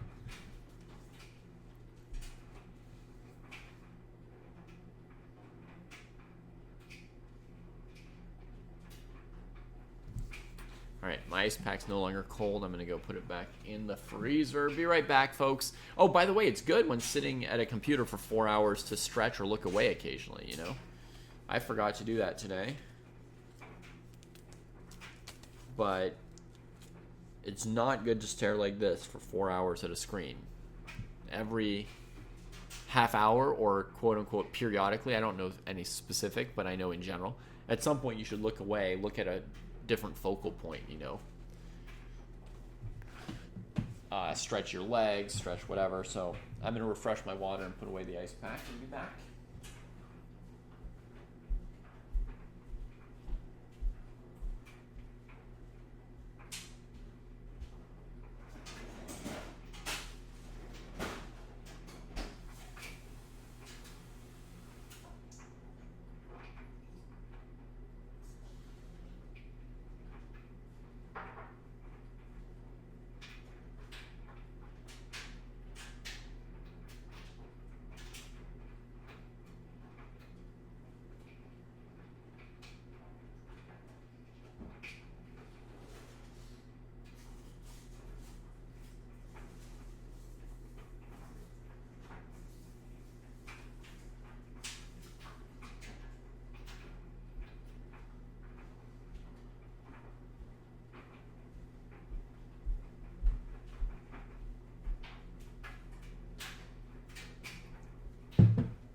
Full disclosure, I checked if there might not be any chocolate ampres in the kitchen while I was getting the water, and I found a little chocolate ball. A little baby like this is like a million-hour energy drink for me because I have no caffeine habituation or tolerance, so just the tiny bit of caffeine in chocolate is powerful.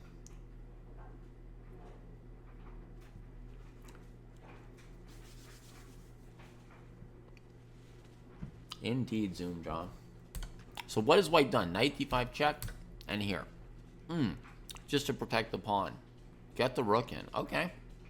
Not bad. Yeah, I don't drink coffee.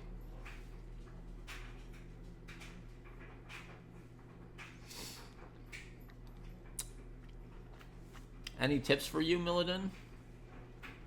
You mean you're a chess beginner and you want tips on getting better at chess or getting better at streaming?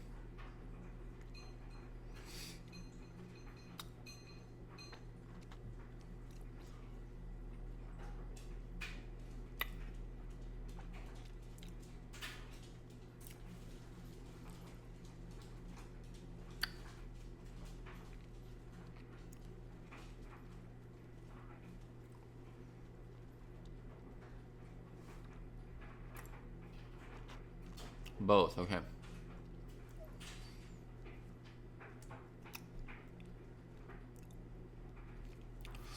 Yeah, I don't have an incredible sweet tooth pizza racer. You know, I just thought since it's almost getting near midnight, it might not hurt to perk myself up a little. Oh, is rook f7 a big threat here? Oh yeah, rook f7 would be annoying as well, yeah.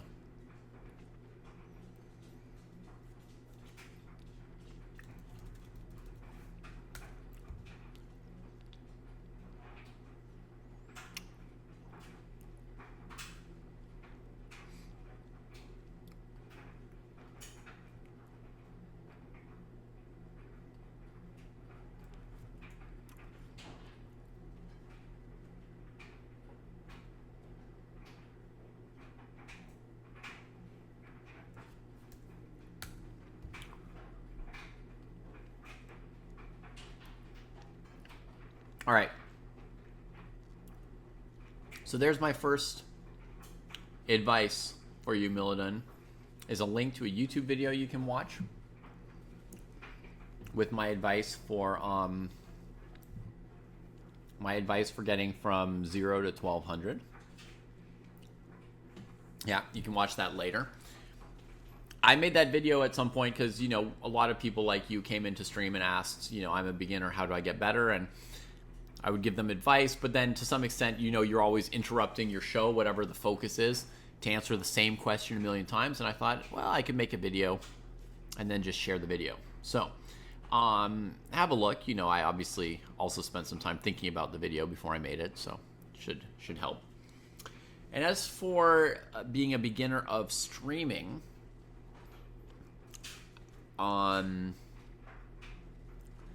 well, you have to know what your goal is in streaming to know how to get better at it or what you're trying to maximize, you know.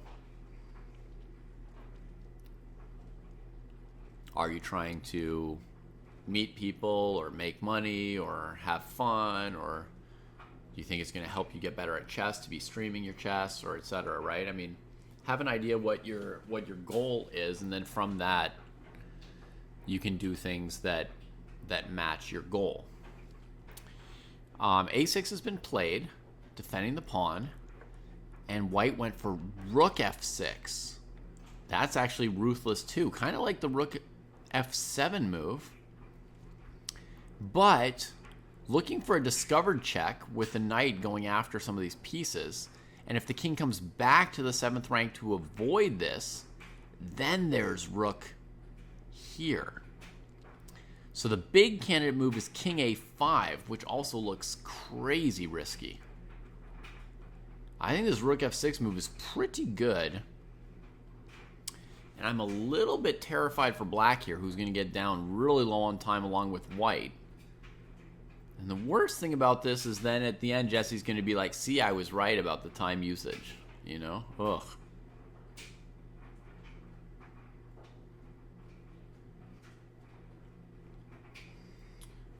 Okay, so you've got a few goals. Have fun, reach people, and get a name in chess streaming. So get a name in chess streaming, I take that to mean like you want to become famous. So I think it would be reasonably important to pick which of those 3 goals is like your number 1 goal. It's fine to have multiple goals and balance them, but I think you have to know which of those goals is the goal above the others. Mitt Romney's dog with a very interesting tactical suggestion for black. Black could try to bail out, right? And say, hey, let me go here, win back this knight, and then you know, try to save the endgame down a pawn. So one worry, Mitt Romney's dog, is that if the rook comes back, rook takes d6, rook takes d6, king takes d6, the king and pawn ending should be lost, right? Second problem is this calculation here, which I did the moment you mentioned queen f6. f7, if rook takes knight, of course, you take and queen. So the real question is, you expecting me to save my rook, right? Knight e8. Blocking this, and there's nothing to be done. So it's a nice original thought, but it straight fails to that little endgame tactic. So I mean, it's good to know all these little endgame tactics, right? These are useful tricks to know. The more of these you know, the better. Oh, look at this. King a7 walking into rook f7 with the plan of sacking the queen. But that's not a queen sack. That was 2 rooks. 2 rooks. Oh, my God. And what happens now? It's knight and 2 pawns against a rook. Still a mess. e6, e7. Can it be stopped? Because the knight's covering e5. The rook can't easily get behind this.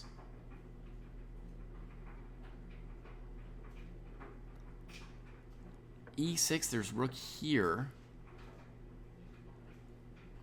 Here. Here. Here. King a8. And the pawn dies.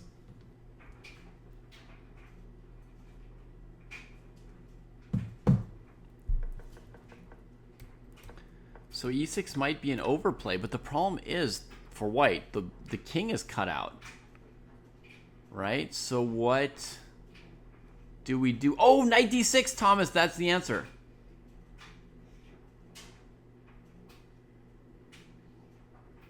Got it, Milladin. I will get back to you in a second, okay? So e6 has been played, by the way. Rook d4 has been played.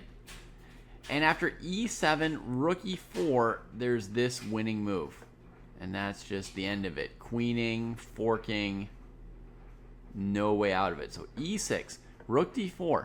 It's just over if white can calculate one more endgame technique. If white can't, it's probably going to be over the other way after white loses the e-pawn. The knight's not going to have a good time in this endgame without the e-pawn's help. 1 minute 40 for the storm to calculate e7, rook e4, knight d6. Ay. Okay, so you want to become famous, Milladin board, and you want to become famous in chess streaming, and you are a chess beginner. So my first advice to you would be you need to then first of all understand that the chances are very low. That's a very important thing. e7, rook e4. Oh my god, another move comes in. Knight d6! The storm found it! The King's Gambiteer vindicated. Wins the game finally. Oh man. Oh man. Also some credit to Thomas for suggesting knight d6 in chat. But we're going to give the most credit to our player who managed to find this over the board with low time, under stress and pressure and all that, you know? There's nothing like finding stuff when you're under the gun playing the game. Wow. Beautiful. Beautiful. Little endgame Aruski. Man, this is a good puzzle too, right? Like you could give someone this puzzle as white before rook f7. Resignation comes in appropriately. You could give someone this position here as white, and to figure out if they should play rook f7, they basically have to see e6, rook d4, e7, rook e4, knight d6. They have to see the whole thing. I don't think there's any other line that would justify this for white here.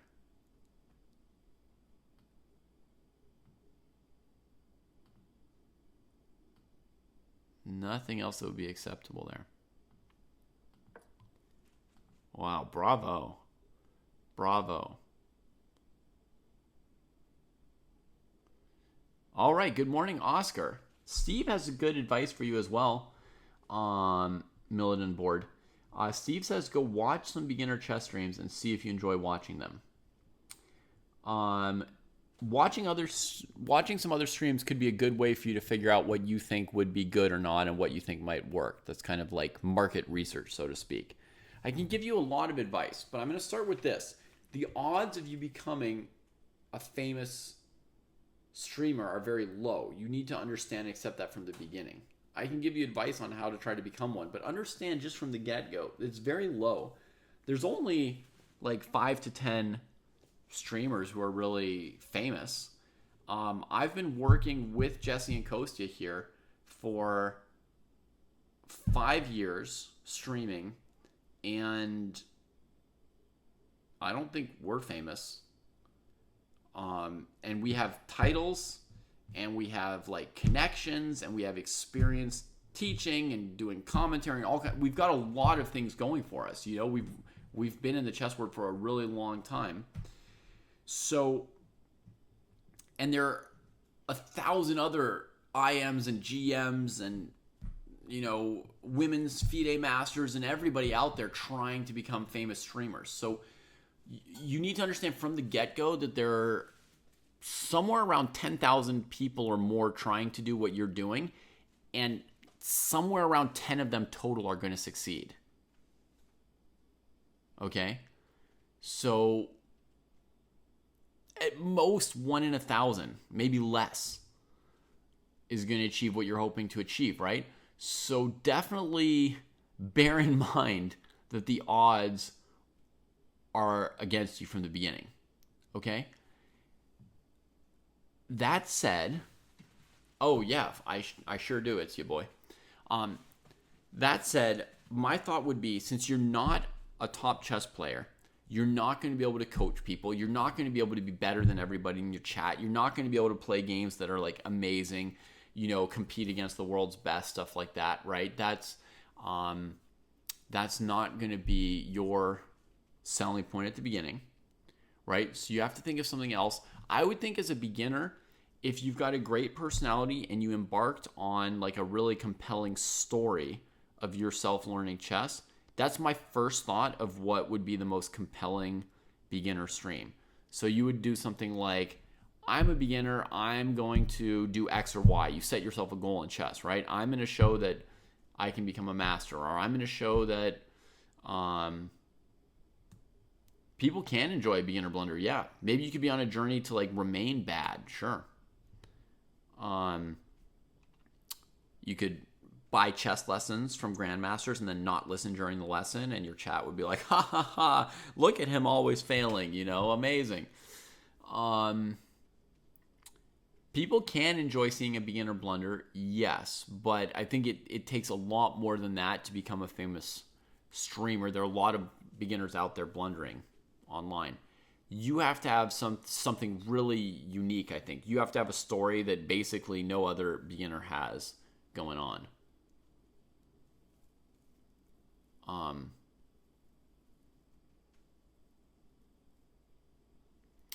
So, like what Pizza Racer is saying, Pizza Racer's watched somebody go from 1,000 to 2,200. So they've gone all the way from like a beginner to a master level while streaming. So that's somebody who was dedicated, who set out on a journey and probably worked really hard along the way, right? So, but there's all kinds of details. But the first thing I would tell you is you have to have, I think, a unique story and narrative. Then beyond that, yeah, there will be branding, there will be marketing, there will be, your personality. You have to figure out what's good about your personality and use it. Also, connections will be helpful. You want to partner with other people and have them help you get your name out. You can clout chase. That's been very successful for some other chess streamers.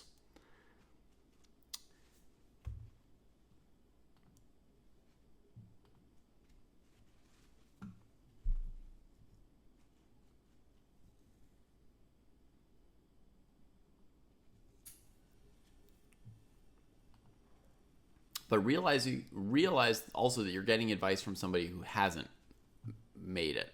So I don't necessarily know what to do, although I have some ideas and some things that I've chosen not to do, and other things that I would do if I had more time, and so forth. All right, so that's the end of our game here. We could call up one other game and we can answer.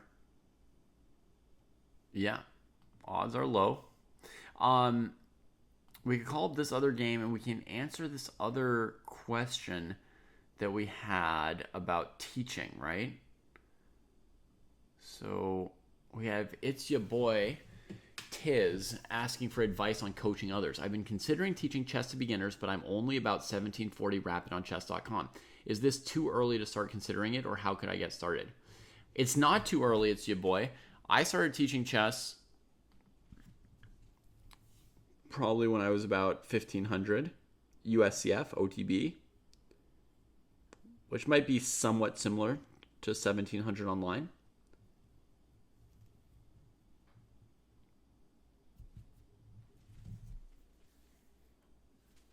Yeah.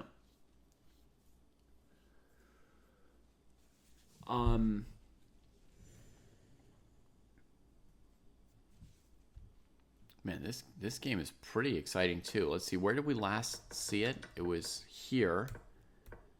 Black went after the bishop. White chose to trade the seemingly good bishop in order to then just go after this light square hard.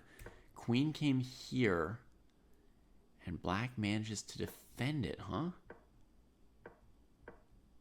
And then get out of the way of this bishop with the queen. Black's position seems really healthy to me. I think that Alvin's doing great here. And now bringing more and more pieces towards the king side behind all this space, I think Black's better. I think they're doing great.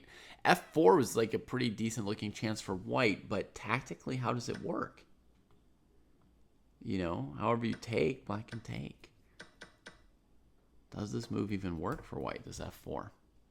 All right, so now let's talk some more about the question. When can you start getting into chess teaching if you're interested in it? Can a 1700 or a 1600 or 1500 start with coaching? Yes, you can. Now, there's a question like, can you coach? Can you get paid for coaching? Can you get paid much for coaching, right? Those are all questions, right? You could walk into any chess club and find somebody lower rated than you who would appreciate getting some pointers. But would you find somebody who was willing to pay you for lessons? And if they were, would they expect to pay you, $10 an hour because you're not a master? And if you were a master, they'd have to pay you, $30. And so the reason that they're choosing you as a teacher is because you're cheaper or something like that, right?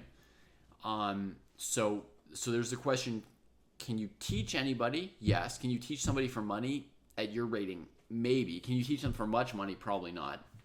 But I would see it as, if you're passionate about chess and teaching, then it's definitely something that you should investigate, regardless of how much you're going to get paid for it, right? And when I was 1500, maybe comparable to where you are right now-ish, ballpark, right? I was teaching my lessons for free at first,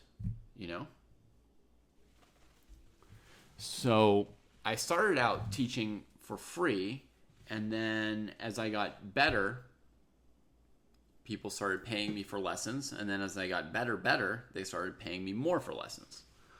So to some extent, you'll be a better teacher down the line, right? You'll be a better teacher down the line the sooner you've started practicing and trying.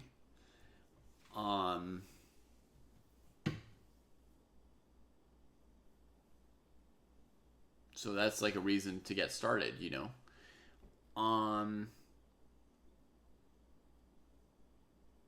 Have you taught anything other than chess before? Do you have any non-chess teaching experience? Because that would obviously help. Ultimately, to be like a great chess teacher, you'd have to be pretty good at chess and teaching, which is a hard combo to come by. But as long as you care about your students and you care about the subject material, you can be a decent teacher even without much in the way of skills. Like, I've substitute taught in Chinese classes sometimes, despite not necessarily knowing more Chinese than the students in the class. But because I was pumped about it, I could teach Chinese, and I didn't teach it like I know more than them. I taught it like I'm learning side by side with them, but I'm more experienced at learning various things than these kids are, so I sort of lead them and guide them, right? So I'm like, this is what I would do to learn this next thing, and we would learn the thing together. And basically what I'm sharing with them is my passion, my excitement. So I'm trying to communicate excitement and passion so they're more excited and passionate. And I'm showing them how I would attack trying to learn something, and I'm giving them somebody else to practice and do things with, right? Because a lot of getting better at things involves practicing and doing things, and peers can give each other feedback just as well as a coach can. So it was kind of more like a peer teacher when I was a substitute in a subject where I didn't know very much. But it was possible. That said, by then I had a ton of experience in teaching and learning and so forth, so...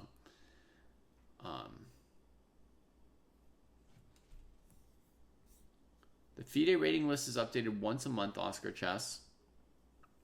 And I think Magnus, expects his coaches to be lower rated than him. He wouldn't want them to be higher rated than him. I'm sure he's used to it, right? His coaches have been lower rated than him for 15 years by now. 17 years by now. Jeez. Is that right?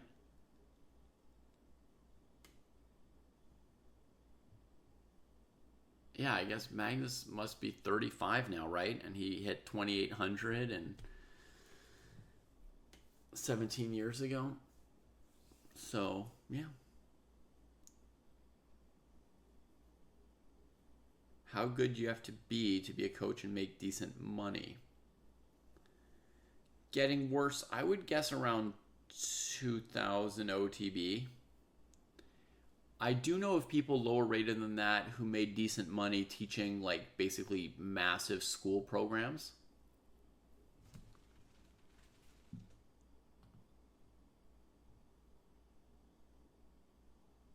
No, this is the right position, Silent Assassin. Queen c3 was played here by white. So black has won a pawn, thanks to the g file. And, black could trade queens and take on g3 and have a perfectly good position. But I think black's going to play bishop f6, keep queens on the board, and keep attacking white's king.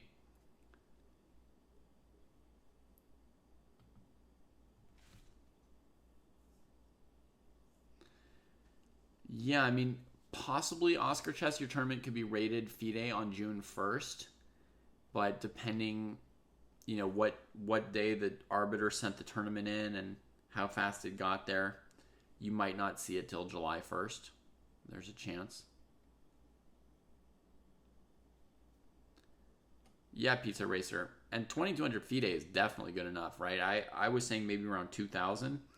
But I do know of people rated like 1,800 or maybe even lower teaching big chess in the schools programs. And there, it's partly that it'll be people who are kind of entrepreneurial and are good at running the business and are good in business sense as opposed to like amazing in chess sense.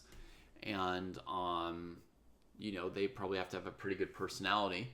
And then they can, by teaching like big volumes of students, it's possible to make money. Oh, you've been waiting for a long time for an opponent. I'm sorry, Silent Assassin. I'm not playing, no, I'm the commentator. And I did get Alvin's move correct. Bishop f6, keeping queens on the board. And after this queen moves away, black's going to be able to play pawn takes g3, then h4, chipping away at it more. Black's up a pawn plus very comfortable play against white's king. Now, white has massed all these pieces on the correct side of the board. So white has the forces to resist, but somehow, black's pawn duo, which just got broken up by this pawn sack, but this pawn duo is keeping the white pieces on somewhat more like restrained and passive squares. And black was planning to, bring another piece and just keep building up here, play h4, poke at it. So white lashes out. But despite having so many pieces in the area, none of the white pieces are amazing, and black's able to keep pushing on white, I think. Oh yeah, that's a good point from Piper. Apparently on Lee Chess, if you go to learn/coaches, it shows people's rates. So you can get a sense of like what rated players are charging what amounts.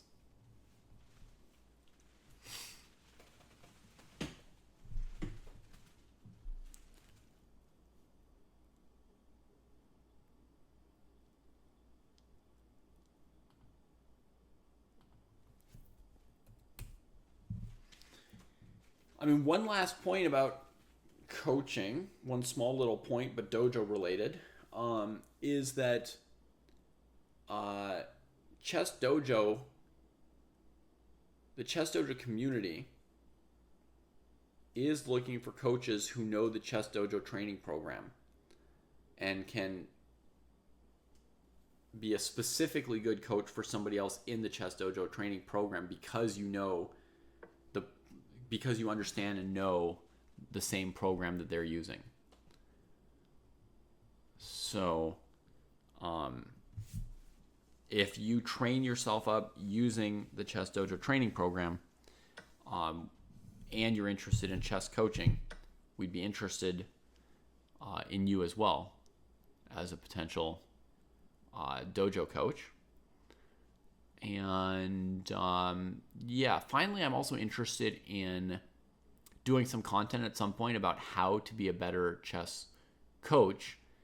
And basically, my idea of what that would entail is having people who are less experienced chess coaches teach chess lessons while I watch, and then after the chess lesson, or perhaps we would occasionally pause during the lesson, but definitely after, we would talk about the choices they made as a coach. I would tell them about some of the, we would do a post-mortem of the coaching, basically, where I would say, here are some things that I would think about. What were you thinking about here? Why did you make this coaching choice? Why did you direct your student to this, etc.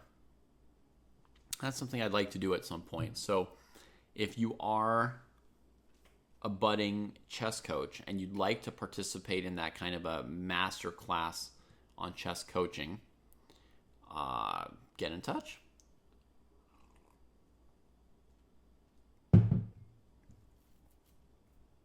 All right. So as expected, after bishop f6 and the queen moves, this pawn's kind of dangling here. Of course, you could look for weird things with f3, but the cleanest is you just start trading away the pawns covering white's king. If white takes with the knight, which looks like it's got nice hops from there, at the moment the knight can't move, so you win the knight for a pawn. So white is going to take with the pawn. Then black's probably going to play h4 anyway, putting pressure on g3. But black doesn't have to either. All these pieces are passive. Black could take the time to improve this rook to e8 or f8 if they wanted to. Lots of good moves possible for black here. Best way to get in touch? Probably my email address or my Discord. My email address I know by heart, which is an advantage. It's my last name at gmail.com. Pruess.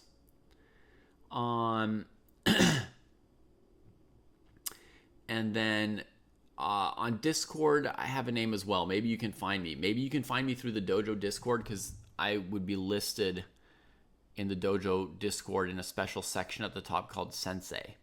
You might be able to find me there. But I'm not exactly sure how to find people on Discord myself. But if you can find me and send me a message on Discord, I will be able to see it and answer. So.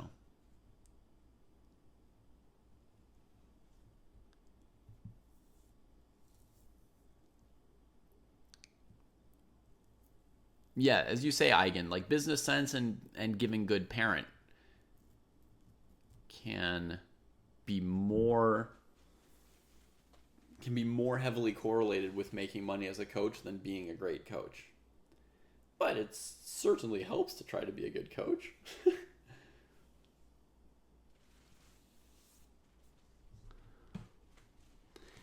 Yeah, main drawback for white, they're somehow bottled up, Zoomja, right?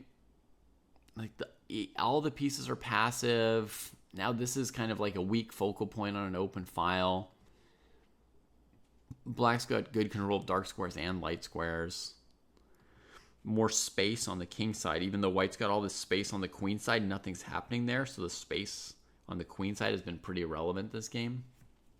So yeah, it's a very comfortable position for black now.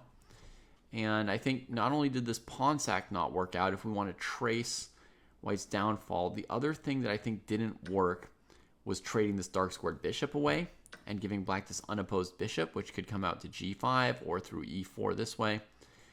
Giving up the bishop pair here, I didn't see the point.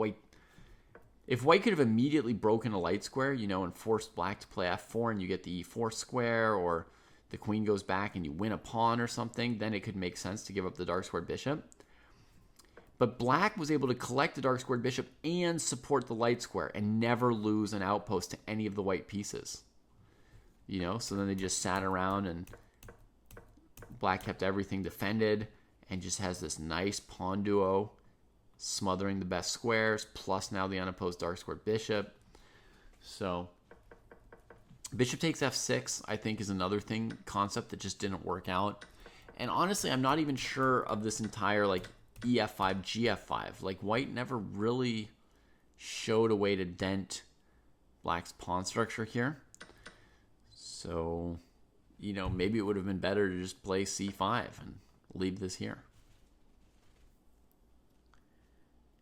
When the g file open, rotate the white king to the queen side. Yeah, I mean, by the time this side of the board's opening up, Zoomjaw, maybe it's better to run with the king, but when it started, the time to maneuver the king might have been here or something, but I mean, we just castled kingside, and now we just start running out, and black can always play e4 to explode the center while the king's going through it, so it's not really a good moment to run with the king here. King f2, f4 is always going to lose a piece for the moment. And then once the position opened, right, and now you're saying once it opens, could we rotate the king? Well, now it's going to be really slow, right? It's like a 5 or 6 move maneuver to get the king over here. Notice that black's got control of these diagonals, so it's very hard to get across when you have to get through those diagonals, and the e-file's open. So the idea that we're going to somehow play king g2, king f3, and get across, well, I don't even see a route for the king to get across, really.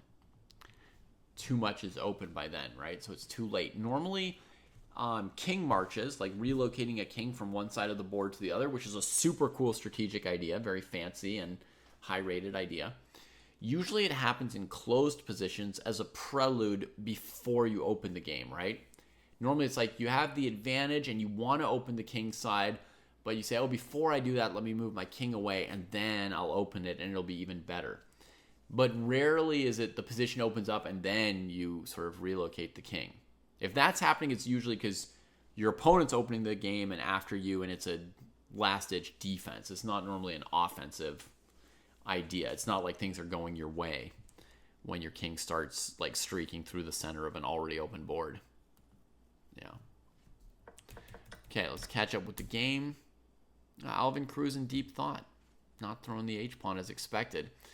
We've reached basically midnight here for me, so I'm going to have to get to bed as I'll be needed by the kids this whole weekend. You're very welcome, Zoomja. Thanks to everybody who's asked interesting questions today about chess and about the meta outside and beyond chess.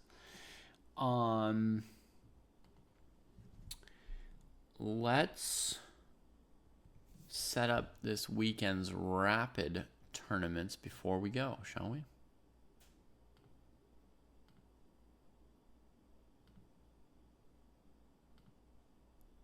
So we're going to create some rapid tournaments.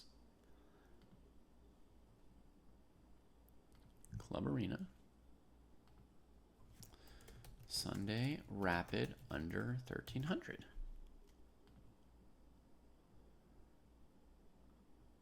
We'll reduce the duration from 1 day to 3 hours, the time control from 90:30 to 15:05. That's our typical time control. Basically every single weekend for months now, we've been playing 15:05, sometimes Saturday morning at 9:30 Pacific, sometimes Sunday morning at 9:30 Pacific.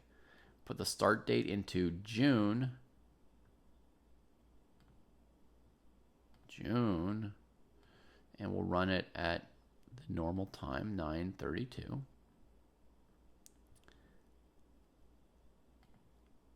9:30, let's say. And beginners don't have to have any games played to be allowed to play in the tournament. Copy the link. And put it in.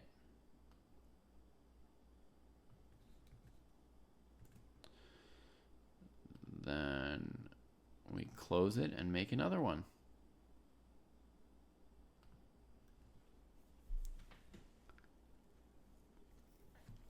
Yeah, normally Zoomjaw White would have wanted the advantage in space on the queen side to be a relevant factor in the game, right? Like put black on the back foot on the queen side, play the c5 pawn break, attack something on c7 or d6 or b7. Make black sweat there, give black some problems. Second section is for 13 to 1700 rated players. Of course, rapid chess, 15+5 rapid chess ratings as well. We'll go to June 1st.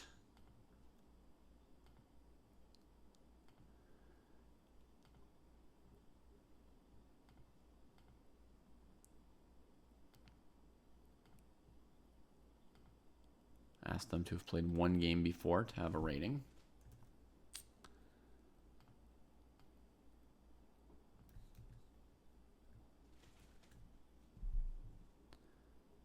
Yep.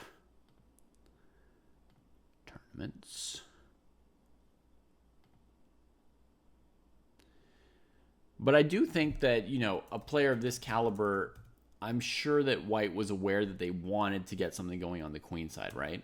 Like, this player knows that the plan is queenside play, and they got distracted by dealing with stuff on the king side and then never got around to it. Sunday Rapid 1700 plus 15.5, 3 hours. So I definitely expect that this player knew that the goal is to be doing something on the queen side and that they regret that it didn't happen. Sometimes we have the best intentions. We know what the plan should be and we just can't get around to it.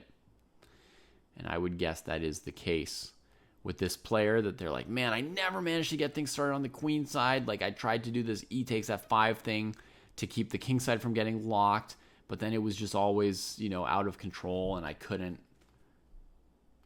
get anything rolling on the queen side. I couldn't actually fight the king side battle. I'm sure that they had some real awareness around what happened. Black played bishop e5 here, threatening to just take it instead of h4. 11.5 minutes, and this again shows habits of good players, right? I mean, h4 is obvious. You could blitz it out, but we're not playing blitz here. It's a classical tournament, right?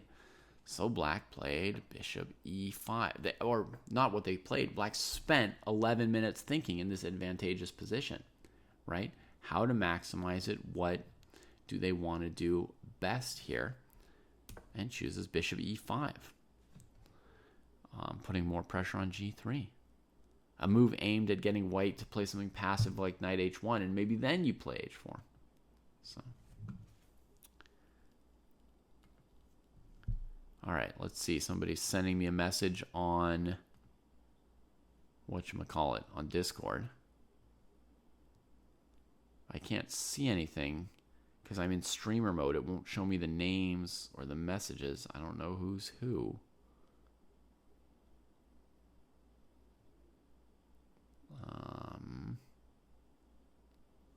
Should I accept the blind thing? And let's go. I got one here. Okay. Sent me a friend request. I got it. All right. So I figured it out. I can't yet see your name on Discord in streamer mode. It's an S with some dots, but I'll get back to you. I'll get back to you. Probably tomorrow night, because I'm probably going to go to bed in a few minutes, and then tomorrow I will watch my kids all day, and when they go to bed, I'll answer a couple messages.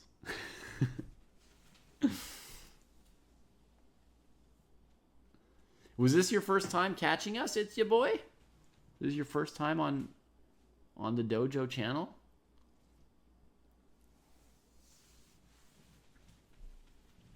Oh, wow. Well, you took full advantage. You asked a bunch of great questions, so I'm glad. All right, Steve Nash, it was you. We will talk.